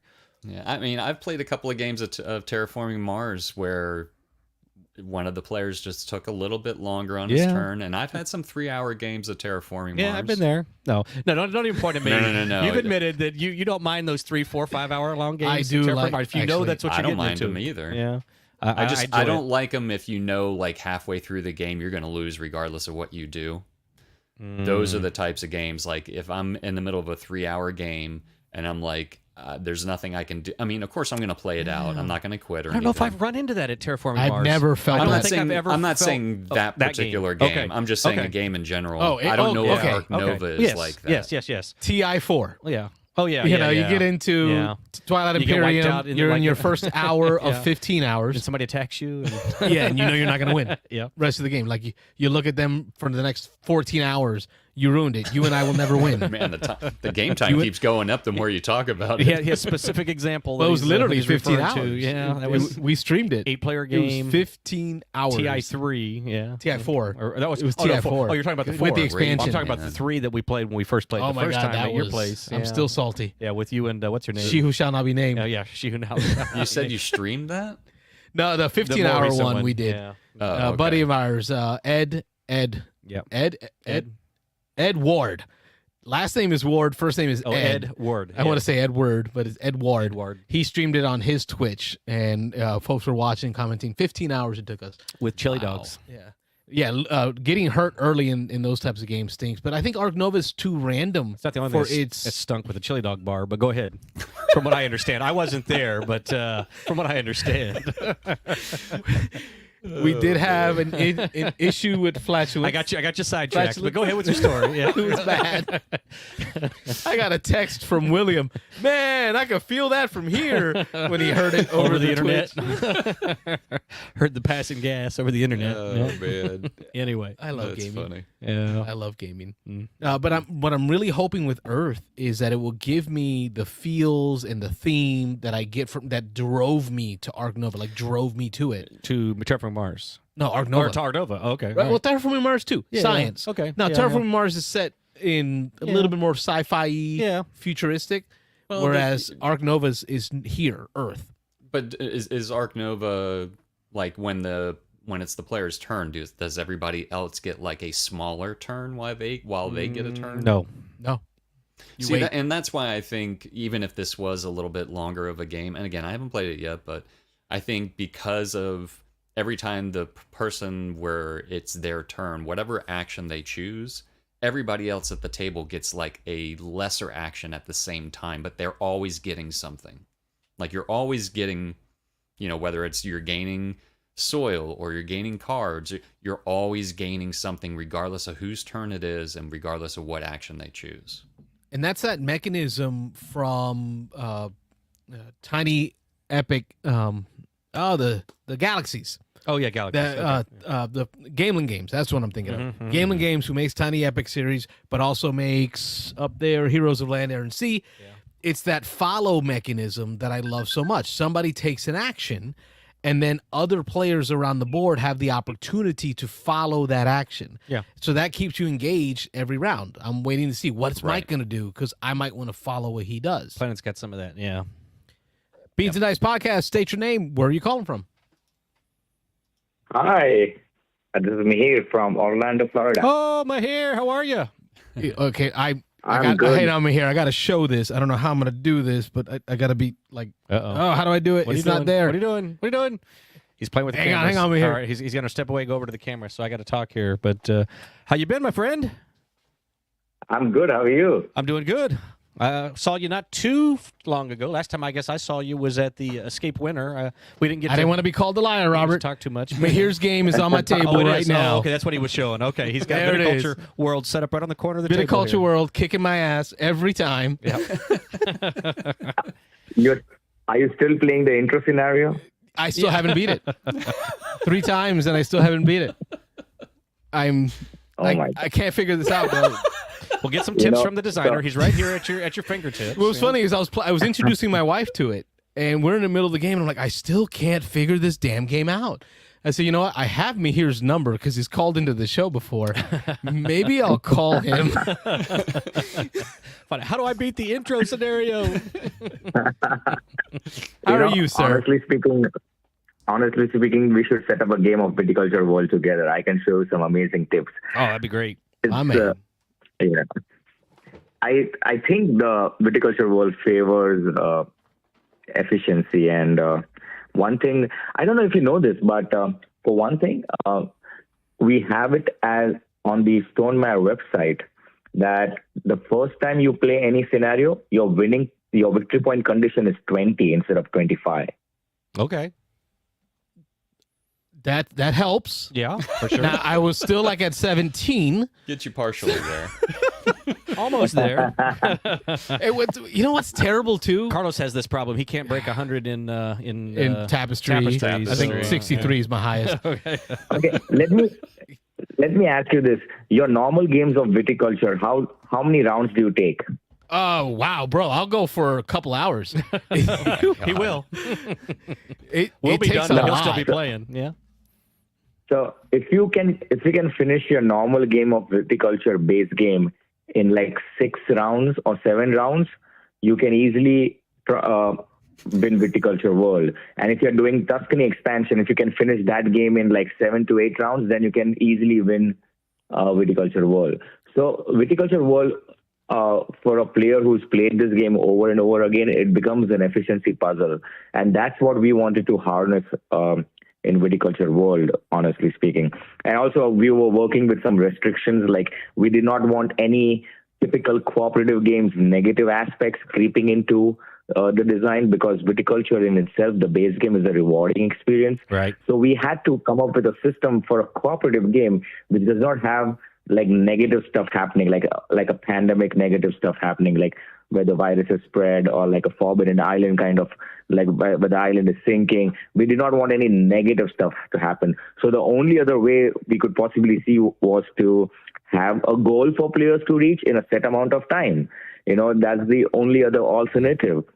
Carlos just needs more time. Any more than 6 years, just the nature of cooperative games, you know, you have to discuss. Any more than 6 years, the game will go on for too long. So as a variant, we have, and this is posted again on Stonemeier's website, that for the first time you play any continent, treat your victory point condition as 20. Okay. Getting the influence hasn't been as hard, right? We can get to 10. It's getting both players, and I don't know if it's harder at 2, but getting the players all to 25 has been the hard part. I think one has to focus on money, and one has to focus on winemaking, and then you can trade each other money and wines via the grande placement. So the grande trade is the most important part of viticulture, you know. So, and one person has to focus on one aspect of the game, the second person the second aspect, and then it'll be a breeze. I've never used the grande. I guess maybe I'm greedy. I've never used the grande mechanism to trade anything. And that might be the problem. That is the key to winning. There you go. Just missing that key, Carlos. You're always missing the key. Yeah. You had the lock. You were just missing the key. Yeah. There you go. I'm sure you didn't want to talk about Viticulture World. What were you calling about tonight?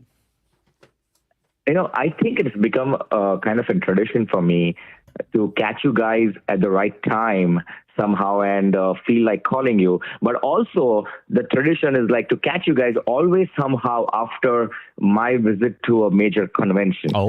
It's just the timing just happens to be such that, when I happen to catch you guys online, it is just that I've just returned back from a major convention, and that's the best time to talk with you guys about my experiences about the convention and so on. Absolutely. And yeah, here I am. I just returned from Dice Tower West, which ended like around 2 weeks ago. I saw you 3 out weeks there. ago. Yeah, I saw I wasn't there, but I don't remember if it was pictures or video somewhere that I saw with you in it. So. Here, BJ from Board Game Gumbo says that this might be the best 5 minutes of the Beans and Dice ever. Oh my God! You catching us? It's a good thing. So, tell us about Dice Tower West. So any Dice Tower convention, as you guys know, Dice Tower crew, the entire crew is so awesome, and they run one of the best conventions out there. Along with BGG conventions, I think BGG conventions and the Dice Tower conventions are just awesome conventions to be at. Agreed. So many people, so many content creators, so many designers, so many publishers, so many new gamers, and of course, since it is in Las Vegas and the West Coast, it is like my kind of an opportunity to go to West Coast and meet the gamers and the content creators who are on that side of the country and just interact with them and play games and stuff like that. However, at this particular Dice Tower West, I was taken aback and I was surprised by something that I, honestly speaking, wasn't expecting. So I showed my new design to a few people and a few publishers and, a few content creators, and people loved it so much. And I wasn't expecting the kind of love and the reception that, so the game is called RAS, A Dance of Love. The link is on BGG. I heard about this game. Yeah. It's RAAS, RAS, A Dance of Love. And honestly speaking, I don't know if you've watched, so Thinker Themer also, they posted their their opinion on the games they played at Dice Tower West, and they praised it. They got a chance to play it. Rado played it. He loved it, and so many other people played it and loved it. So it was really overwhelming, and a few major publishers are now interested in having this published. So pretty exciting times. That's awesome. That's great.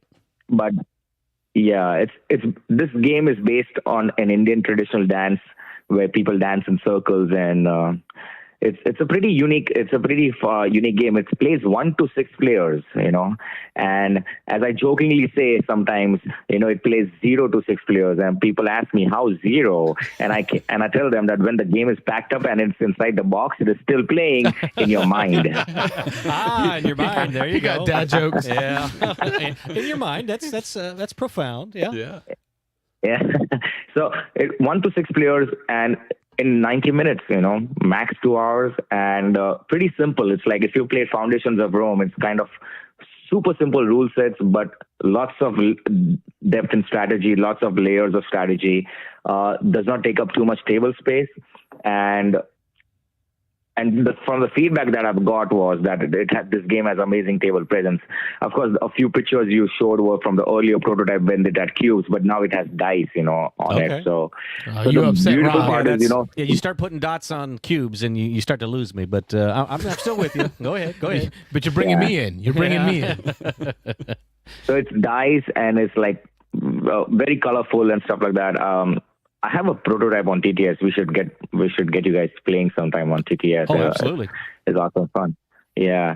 So my most of the time was sick. I was hoping putting the monkey back on you. You name the day. All right. We'll surely set up something. I was hoping to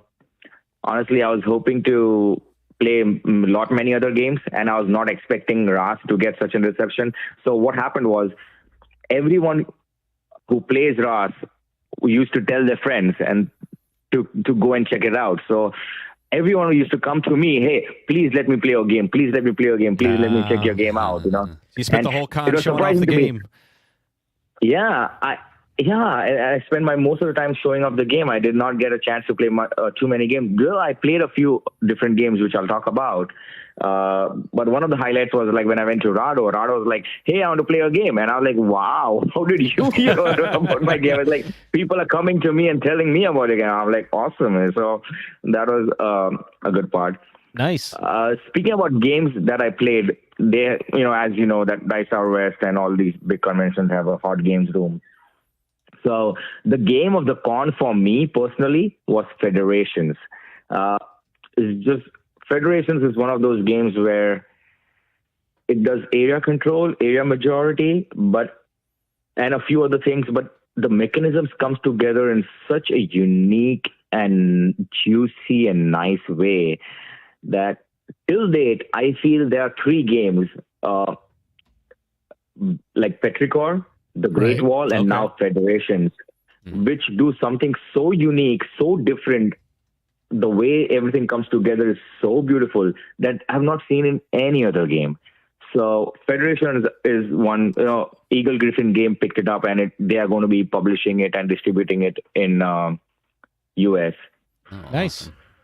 Yeah, that's what I saw this reviewed on the Dice Tower, and they were talking about somebody needed to pick it up and bring it over. So I'm glad to hear it's coming over. Yeah. It's something that's awesome. In Europe that we don't have access to. Yeah, it's overseas. Yeah, I think Europe is where it's at now. Yeah. Yes, and so that is one game, and of course I played Wayfarers of the South Tigris before Dice Tower West, and I again played it a few times at Dice Tower West. That game continues to be a super fun journey and a super fun experience. Yeah, this is Federations, the one you put it up on a screen. Tell me about Federation, because it's got kind of a cosmic encounter feel to it. Not a Star Wars ripoff. Absolutely not. Oh, no. So the beautiful and the most juicy part about, if you can go to some images of it, and if you can get to a player board image, I can talk to you about it. So go ahead. We got it up now. It's going to be a little bit of a delay, a few seconds here, but you'll see it in just a second. Yeah. So this is awesome. The game board and the player board. This is awesome. So you have workers with values, and you have like worker tokens, like this chip. They're form of chip, like chip theory games chip, and they are dual sided. If you put one side, if you place a worker with one of the sides on the main game board, you take that action, but it also counts as your power level. And if you put it on the other side, it does not count as your power level, it activates something on your game board. So on each turn, so you only have like 4 workers, but on each turn, you will be met with like, oh my God, which side should I place this worker on? I want this, but I want to do that too. So, as a hallmark of a good game, when you are presented with like on every turn 5 different good options, it's like, and you're torn between which good option to pick. I think that's a hallmark of a good game, right? Because it's just like, so there are like different planets, and each different planet has its own system, and you are vying for majority kind of everywhere and stuff like that. But honestly, there are such certain games like this, Federations and the Great Wall. No matter how much I explain, or how clearly, or how in depth I explain, you will not get a feel of what I'm saying until you play your game yourself. Sure. These are such kind of game like Petrichor. If you play Petrichor, how on earth would you explain someone and for them to get the game based on explanation? It's not possible. Petrichor, you have to experience it. The Great Wall is the same thing, the way the mechanisms come together in that game, and same for Federations now. So kudos to the designer, kudos to this game. This is going to be, I think, a long-lasting game. Nice. Unlike some games which are the cult of the new. I got to play Earth, which you guys were talking about too. I got to play Earth, but Earth is such a fascinating game. I'll tell you why. Even though I did not enjoy it much because I do not personally enjoy multiplayer solitaire, but this is the reason it fascinates me so much, because as a designer myself, one would think that, hey, this game would never work. But hey, whole and behold, so many people are loving Earth, so many people are liking it. And as if you watch the review from Before You Play guys, Monique and Naveen, they have the same kind of an review, like it is too much of a multiplayer solitaire for their likings. So the game is good, same for me. The game is good, but it's too much of a multiplayer solitaire. I would have freaking no clue what's going on into your Tableau. And so it's a great game if you want to play solo, because even a multiplayer kind of feels like a solo. There's very little kind of thing. But whatever you're doing is fun, and there's very little downtime. And for me personally,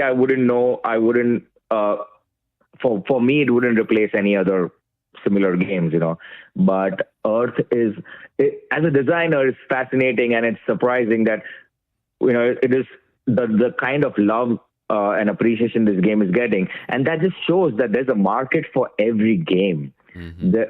We as gamers are so varied and so different. We both may agree on one game, like 10 out of 10, but on the other game, we may disagree. So gaming as a hobby is beautiful because, you may like one game and I may like the same, but on a different game, we both will have like different opinions. And that is why games work. That is why many game companies work, because there's no one thing right for everybody. So a product, maybe, however good or bad it is, there is an audience for it. And that keeps the industry going, and that's the beautiful part about it. So, with the plethora of choices we have now, I mean, some people say it's the golden age of gaming. We'll never know. I guess history will tell whether we're at a high point and whether there's a crash. People are predicting that there's a crash on the horizon, that we just can't support this many games coming out all the time. But yeah, absolutely. Right now, there's no lack of selection. I mean, there's a game out there for anybody who has any kind of interest in the hobby. Yeah. There's a game out there for you. So true. Yeah, and also, honestly speaking, one thing I've realized over the past 3 years, I've been to like so many different conventions, and when I look at the statistics of the most number of games checked out at each of the conventions, most of all the highly rated, so the games which are constantly in the top 5 checkouts are ones which have super streamlined rules. Yeah. And kind of like in that duration of 1 hour to 2 hours game length, So sometimes due to the cult of the new, you'll have like Ark Novas as so many checkouts and stuff like that. But if you look at like a game which is not relatively new, but an older one and still has the top 5 or top 10 in the top 10 checkouts, it just shows those games are ones which have relatively simple rules and easier to get to the table. So that tells me something as a designer or something like that, that what kind of games people would usually get to the tables more often. Yeah, it's great that you're paying attention to that. Obviously, you're gathering all that in, and you're putting out some quality stuff here. And I'm excited about the new game. So you'll have to drop us some nuggets as you go along. And well said and well observed with regards to the differences in taste, because there are some games that Robert and I both 100% agree are some of the best games ever, and we both love them. But then you get down to the rest of the list, and we can disagree so much on so many of those games. Which is fine. It's okay. There's nothing wrong with that. No, there isn't, but it's just weird. What an industry we're in, what a hobby we're in, where we can be fanboys on one side about one game and then disagree on others so vehemently. Makes it fun. I like it. Yeah. Good observation. Now, me here, I say he's one to watch and listen and maybe understand and take advice from on quality games, because Mihir tried to sell me on Mosaic at, was it Escape Winner, Dice Tower? I can't recall. It was one of the events. He was just sharing it and playing it with everyone, and I was staying away. But I have plenty of Civ builders. This looks too light. It's not up my alley. And I think he talked my ear off for a good 15, 20 minutes. We talked about it, and I never got into it. But finally, I got to play it, and now William I own my own copy. Yeah. I'm all into the next expansion. Looking forward to the expansion, the play mat, all the goodies that go along with it. I should have listened back in Escape WinterCon 2021.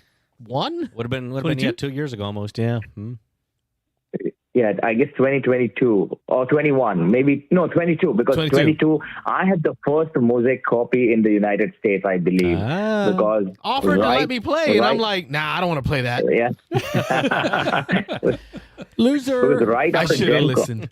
I should have listened. Because at Gen Con I won the Kickstarter version of this copy. At Gen Con I entered a Mosaic tournament. I won the tournament and I won the Kickstarter version of the top copy. Wow. So even before it started fulfilling and backers started getting it, I had the only copy, and I was playing it off at Escape WinterCon 2022 and showing it off to people because it was such an enjoyable game, such a nice game.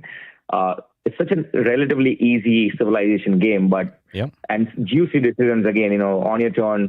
Simple actions but juicy decisions. That's why the game works and the game rocks. And it's so quick. Just like that one easy action. to teach. Yeah, one action around the table. It's just so quick, and but by the time you've played your turn and you start thinking about what you're going to do on your next turn, it's already your turn again. So I just got my copy in February, so I introduced it to my wife. I've already got 7 plays.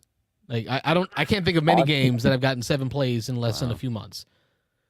Yeah. I should have played. I regret it now. So I'm not going to kick myself this time. I'm listening. So next time Mahir shows you a game, you need to take a minute Federations and go play it. I'm going to go ahead and pre-order that. There you go. Yeah. Right off the bat. Not even going to look. Federations. Auto buy. No, but Federations is not easy to teach though. It'll be a task. Mosaic is kind of easy to teach. Oh, so this is completely going the antithesis of everything you said makes a good game. However, no. So I don't know. So Federations, The Great Wall, and Petrichor are 3 games that are not easy to teach. But I have these 3 games in a very separate category, in a category such that those games do something so unique and so different that it is not only super fun to play, but it's not seen in any other games. Yeah. And that's why it makes those games super, super unique. I haven't played The Great Wall and that's yet. why I would recommend. Oh, I was going to say. I would recommend everybody to check those games out. I haven't played The Great Wall yet, but one of the guys in our game group, Jim Odak, who I played quite a bit with now, he keeps telling me about it, and so we're talking the last couple of weeks that we're going to set up a teach so that he can teach it to me. Oh my God, you should play it. Just the way the decisions come together is just amazing. Yep. So, any which ways, I got to go, guys. But it was again nice dropping in and nice talking to you. Nice, seeing you, Mike, also, and Rob and Carlos. Absolutely. Don't be a stranger. All right, and until next time. Yeah, next time. And next time, I think I'll get to see you guys at Dice Tower East. Absolutely. We will see you there. We'll be there for sure. Have a good night. Thanks for calling. Yeah. Thanks for right. here. Thank you so much. Take care. Good night. Good night. Awesome. Another celebrity call in. That's always cool. Yeah, a little drop in there. Oh, maybe Dice Tower East will get a chance to try out Ross. Play his new game. Yeah, that'd be awesome. I bet he'll have it there. No question he'll have it there. So we'll get a chance to get an inside peek at it. Smart decision going to Dice. I like it. You know what? After I've seen all the people that went to Dice Tower West this year, I'm kicking myself so much. Yeah, there was a lot of people, board game celebrities there. Yes. Yeah, I couldn't believe all the people that I was seeing in the videos and stuff. I regret not going so bad, man. Yep. Rado was there hanging out all weekend, so yeah. Next year. Yeah, I just my wife said maybe next year we're going to plan to go out. So yeah. So we may. Well, let me know, and then I can share a room with you. I don't have to. Yeah, sweet. I'm all about that. If I can save a few bucks, I'm on it. Hell yeah, man. That's how Dice Tower does it. Yeah. We spend 6 of us in a room or 7 of us in a room. Yep, that'll work. Yep. There's floor space for everybody. I'll sleep on the floor, no idea. Man. I got no problem with that. How many of these callers we've seen in their boxers? Just yeah, absolutely. Number 1 rule: don't talk about Dice Tower. Number 1 is okay in the hotel room, but number 2 you got to go to the lobby. Number 2 you got to find a go to the lobby. Yeah. No number 2 in the room. Yeah. All right, folks. Well, that gets us just a little over an hour. Yeah, close to 2 hours. Almost 2 hours. Yeah. We're 15 minutes short. That was awesome. I think Carlos's painkiller's starting to wear off. Yeah. Gaming wise, I had a new acquisition. I don't ever have acquisitions. Let me jump in here. Oh, I forgot all take it. about Do it. it. I Hell haven't yeah. played it yet. I just picked it up at Your Turn a couple days ago, but I was over there and talking to Dan. I've been on the fence. I'm notorious for I don't buy a game unless I've played it, unless I'm 100% sure I'm going to love it. This one I'm jumping into without having played it, although I've heard tons of positive about it. Final Girl. I'm not a solo gamer. Nice. I don't ever solo game, but I've been talking to Dan for about a month about it. He's had it on his shelf over there, and he's got almost all the expansions for it. He does. And so I finally was like, all right, I'm gonna jump into this. So I bought the core box. I told him the next few weeks I'm gonna go start picking up the scenario boxes, and I'm jumping into Final Girl. Have you played this one yet, Mike? No. You haven't. Okay. No. He has it.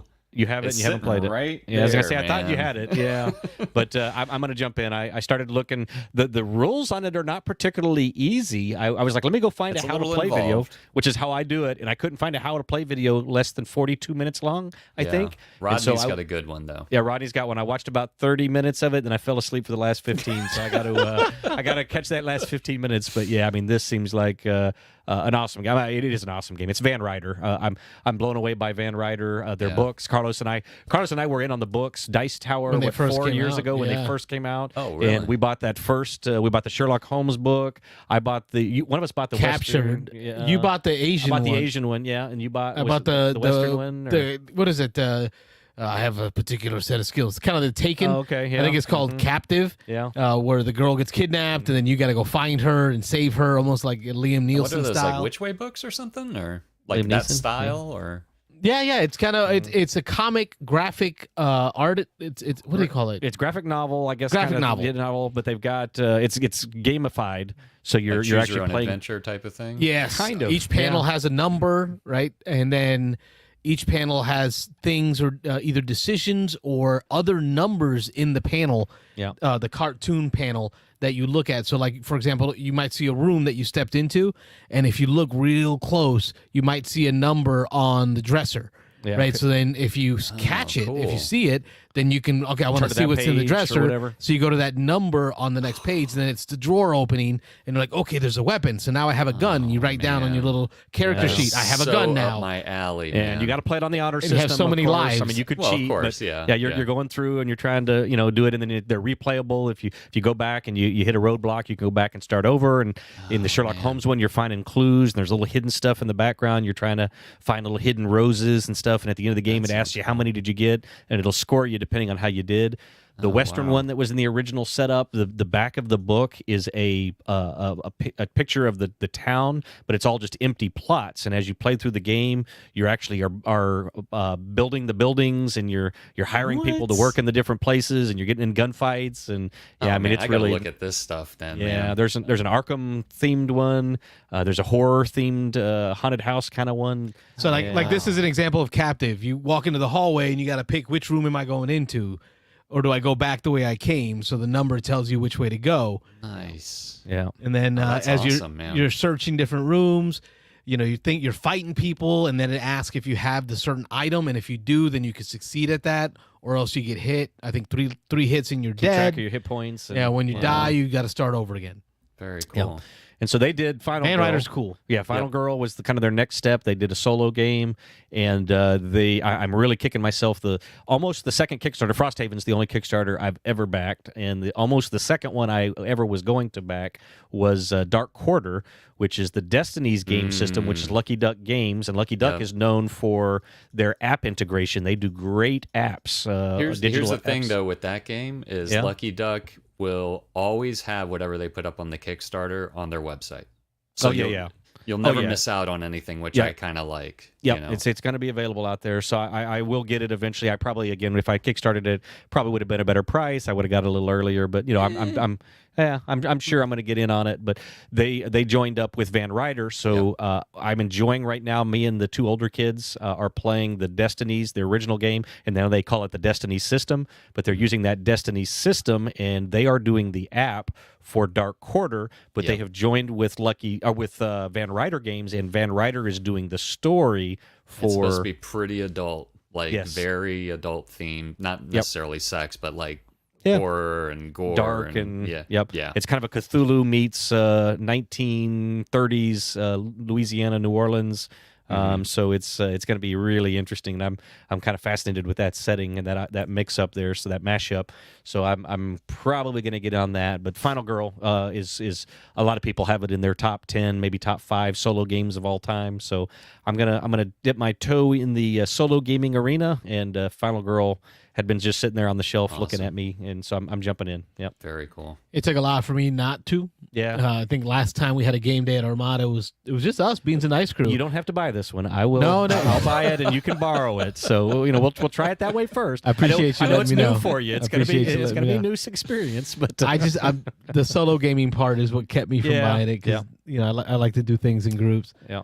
But this was the spiritual successor of Hostage Negotiator, Yes. which I think Dan was really into when that came out. Absolutely. But I think this theme is gonna really put this system on the map better than Hostage Negotiator did. Yeah. Although I heard that was pretty good too. I want to try Hostage Negotiator because it has like the realistic, things that just interact with your own life actually happen, in the game, and Yeah. I never played it, but I've seen some people play it, and it looks like a lot of fun. Yeah. But this is the next step after that. So they streamlined some stuff in this and added a few things. And the plug and play in this one is the cool. If you don't know, you buy a core box. It was $20, and it just has the basic components. You can't actually play the game with the core box, but then you buy these, I guess, little expansions, these little plug-in modules they call them, and each one comes with 2 final girls, and then they come with a villain, and then they come with a location. So they have different locations. There's a campground location. There's a carnival location with a scary haunted clown house, guy. like Poltergeist. Yeah, there's all these different. There's like a haunted house, and so you buy these, and then you just plug those into the core game. And each one of the little expansions adds kind of a new element. They add a new twist on the bad guy, on his abilities and his powers, and then each one you have 2 of these final girls that each have their own unique abilities. And so once you buy several of these expansions, you can mix and match. You can take the bad guy from one and the final girl from a different one, and just try up all these different combinations.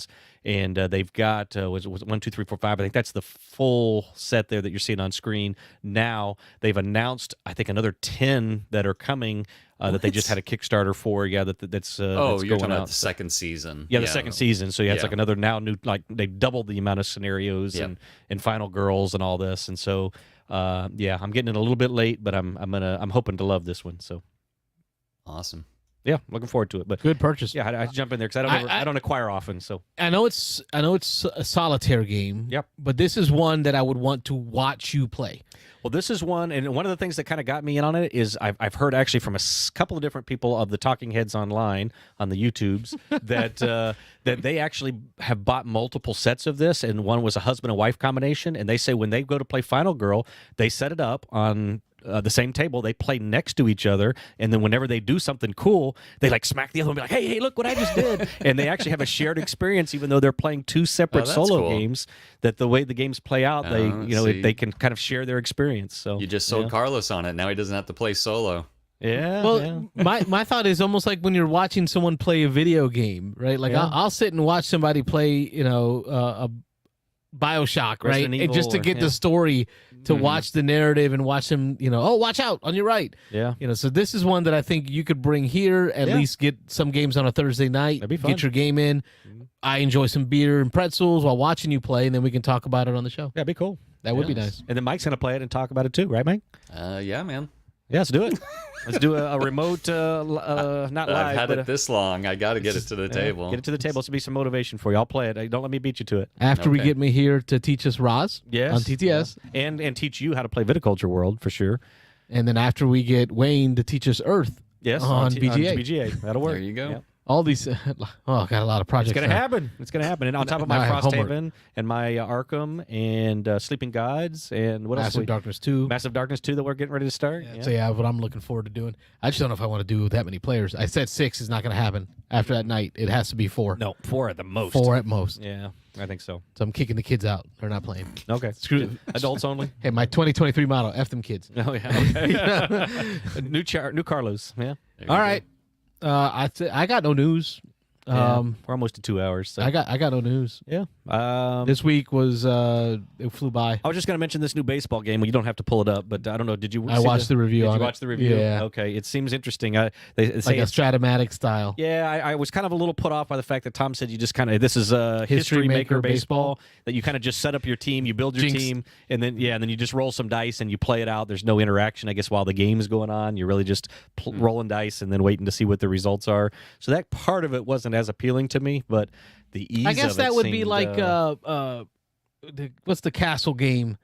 Empire? No, after the Empire. After the Empire, yes. Where you set stuff up. Yeah, and then the bad stuff and then happens. the bad stuff just kind of happens. Try to survive it. Galaxy Trucker. Yeah. You set stuff up and then you just kind of resolve and watch it happen. I could see that. Yeah. So that kind of style. Interesting. I just knew you were into baseball, Stratomatic stuff, so I was hoping you had seen that one. It's pretty much Stratomatic baseball is that. And Tom liked it. He gave it an 8 out of 10. 8 out of 10. Yeah, so he liked it a lot. Yeah. Anyway. All right, Michael, any news for the folks at home? No. You heard my one accusation. Accusation? Accusation. It was an accusation. On my acquisition. Hot garbage production. Yeah, I've been playing a lot of games the past week or so. So when we saw some pictures of you playing games. Yeah, I'm posting when I can. I played a few more last night or the night before? A friend of mine from Florida was here for like some training. A guy that I used to board game with a lot in the neighborhood, and we got a couple of games in. We got Tyrants of the Underdark in, and Scythe. So, but I've been playing other games too. But when we do our board next week or whatever, a couple of those are definitely going to be hitting the board.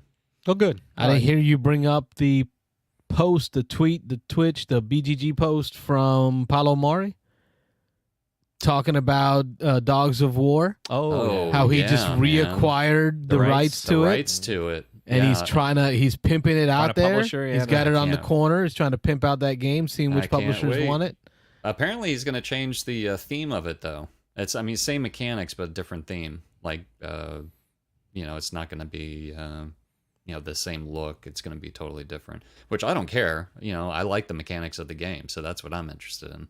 Nice. Yeah, it's crazy because I've never heard of Dogs of War before until you brought it up. Now you're starting to hear it everywhere. I told you to watch that video, and Mike Delicio was his number one. Yes, Vindication, Circadian's First Light. I mean, you've done this to us before. You've been ahead of the curve on several games, so it doesn't surprise me at all. And it came up again today in another content that I was watching. It did?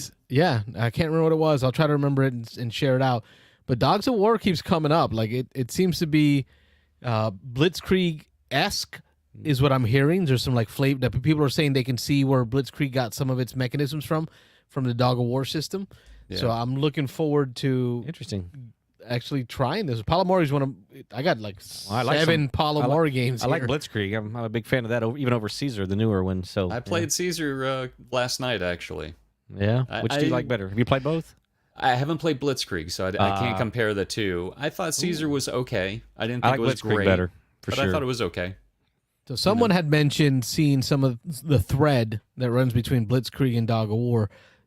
You got to go find that one. Find someone who's got it and get it to the table and see if that's true. You tell us if it what matches. Yeah, I definitely want to play Blitzkrieg though after playing Caesar because I heard the same thing. Like it's a better game. Overall, I think so. There's split opinions. Some people like Caesar better, but I'm on the Blitzkrieg side. I think for sure. The more I've thought about it. Okay. I've been on the Caesar side because of the theme. Okay. And the fact that I can never win Blitzkrieg. Okay. Robert always kicks my butt. That makes a difference. It does. Okay. And I got to mention before we forget, so just there is going to be possibly a little twist on the big board next week. We're going to make a little tweak to it, I think. We talked about. Yeah, I did. We got to get out the little board. We're gonna do a little board next to the big board. So do we want to explode that now? We'll bring it out. Okay. We got 3 minutes. Yeah, 3 minutes before we finish. Okay. We were talking about how hard it's been to rank the 2-player only games. Yeah, I brought up because I put up Seven Wonders Duel last time we did the board, and I talked to Carlos and I said, it's really bothering me that I had to put Seven Wonders Duel where I did on the list because I think that's an outstanding game, but it's really bothering me on how you rank a 2-player only game, which are usually going to be smaller box, little mini games that you can play, in 30 or 45 minutes, versus something like a Terraforming Mars or a Brass Birmingham, a game that might accommodate 4 or 5 or 6 players that's going to take up the whole table, that's going to be a 3 or 4 hour game. And it really kind of bothered me having to try to rank those on the same. And we had some discussion on, well, where do you draw that line? Do you separate out family games? Do you separate solo games? Yeah, I was being devil's advocate here because Rob's asking about adding the board. Like, what we're going to draw this line? We're going to make 6 boards? We're going to have 7 boards? Games that come in blue boxes will get its own board. What are we doing here? But we talked about it a little bit, and I think we agreed that we're going to do, it's going to be a shorter list, maybe a top 5 or a top 7, but we're going to pull out the 2-player games, and we're going to start ranking. And I thought maybe even we'd maybe just rank the 2-player games that we've played against each other. Start there to get a basis? Yeah, to get our baseline, and just kind of rank those to get 5 or 6 or 7 games on the board, and then we can kind of go from there. Because I still love Radlands, and I still love Seven Wonders Duel. Yeah. But I'd hate to see them drop off the board because they're just not... They are completely different.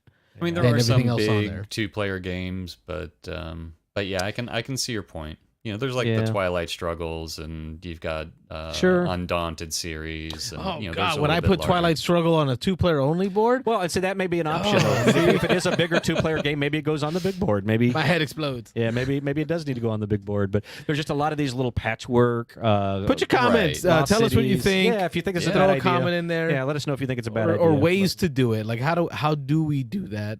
Should we do that? Yeah, I like the idea though because. I like it because I wanted a board that you like another list. You want another board. I wanted the board to go all the way to the floor. Yeah. Then he's going to start talking about one for spots. solo games only. Well, we said we don't play enough solo games, and so we just don't. Yeah, we don't. I've only played 1 or 2 ever. So yeah, but. Yeah, and I think I'm going to stick with this on exclusively 2-player, not games that are best at 2-player, but just exclusive 2-player. Patchworks, Seven Wonders Duel, those games that are made to play 2-player. I'm going to put War Chest on that, even though you can play War Chest at 4. War Chest is really a 2-player game. So 4 is just a mode you can try. Yeah. Unmatched would go on that list. Yeah. Yeah, 2-player head-to-head games. That'd just be a fun list to do on its own. Yeah. So look at us. We never made list. 3 years doing this. We've never done lists. And now we're trying to figure out how to do more of them. Carlos was asking me last week, do we start doing top 10 lists? Everybody's doing top 10 lists. So maybe that's something that's coming. Who knows? But yeah, whatever people like. That's 11 o'clock. All right, folks. That's it for us tonight. Oh, he's queuing up something over there. He's queuing up the music. Is he the outro? Queuing up the outro. Oh, there we go. Thank you all. Make sure to check out your podcast subscribing services. I've been posting the audio from the live show on the podcast, so if it's something you want to listen to, maybe you came in late and you just want to listen to it by Sunday of the weekend, it'll be up. Awesome. I'm Carlos. I'm Rob. I'm Mike. Thanks We are for watching the Beans and Dice podcast. Don't forget to like and subscribe. Good night, everybody. Bye. Happy gaming.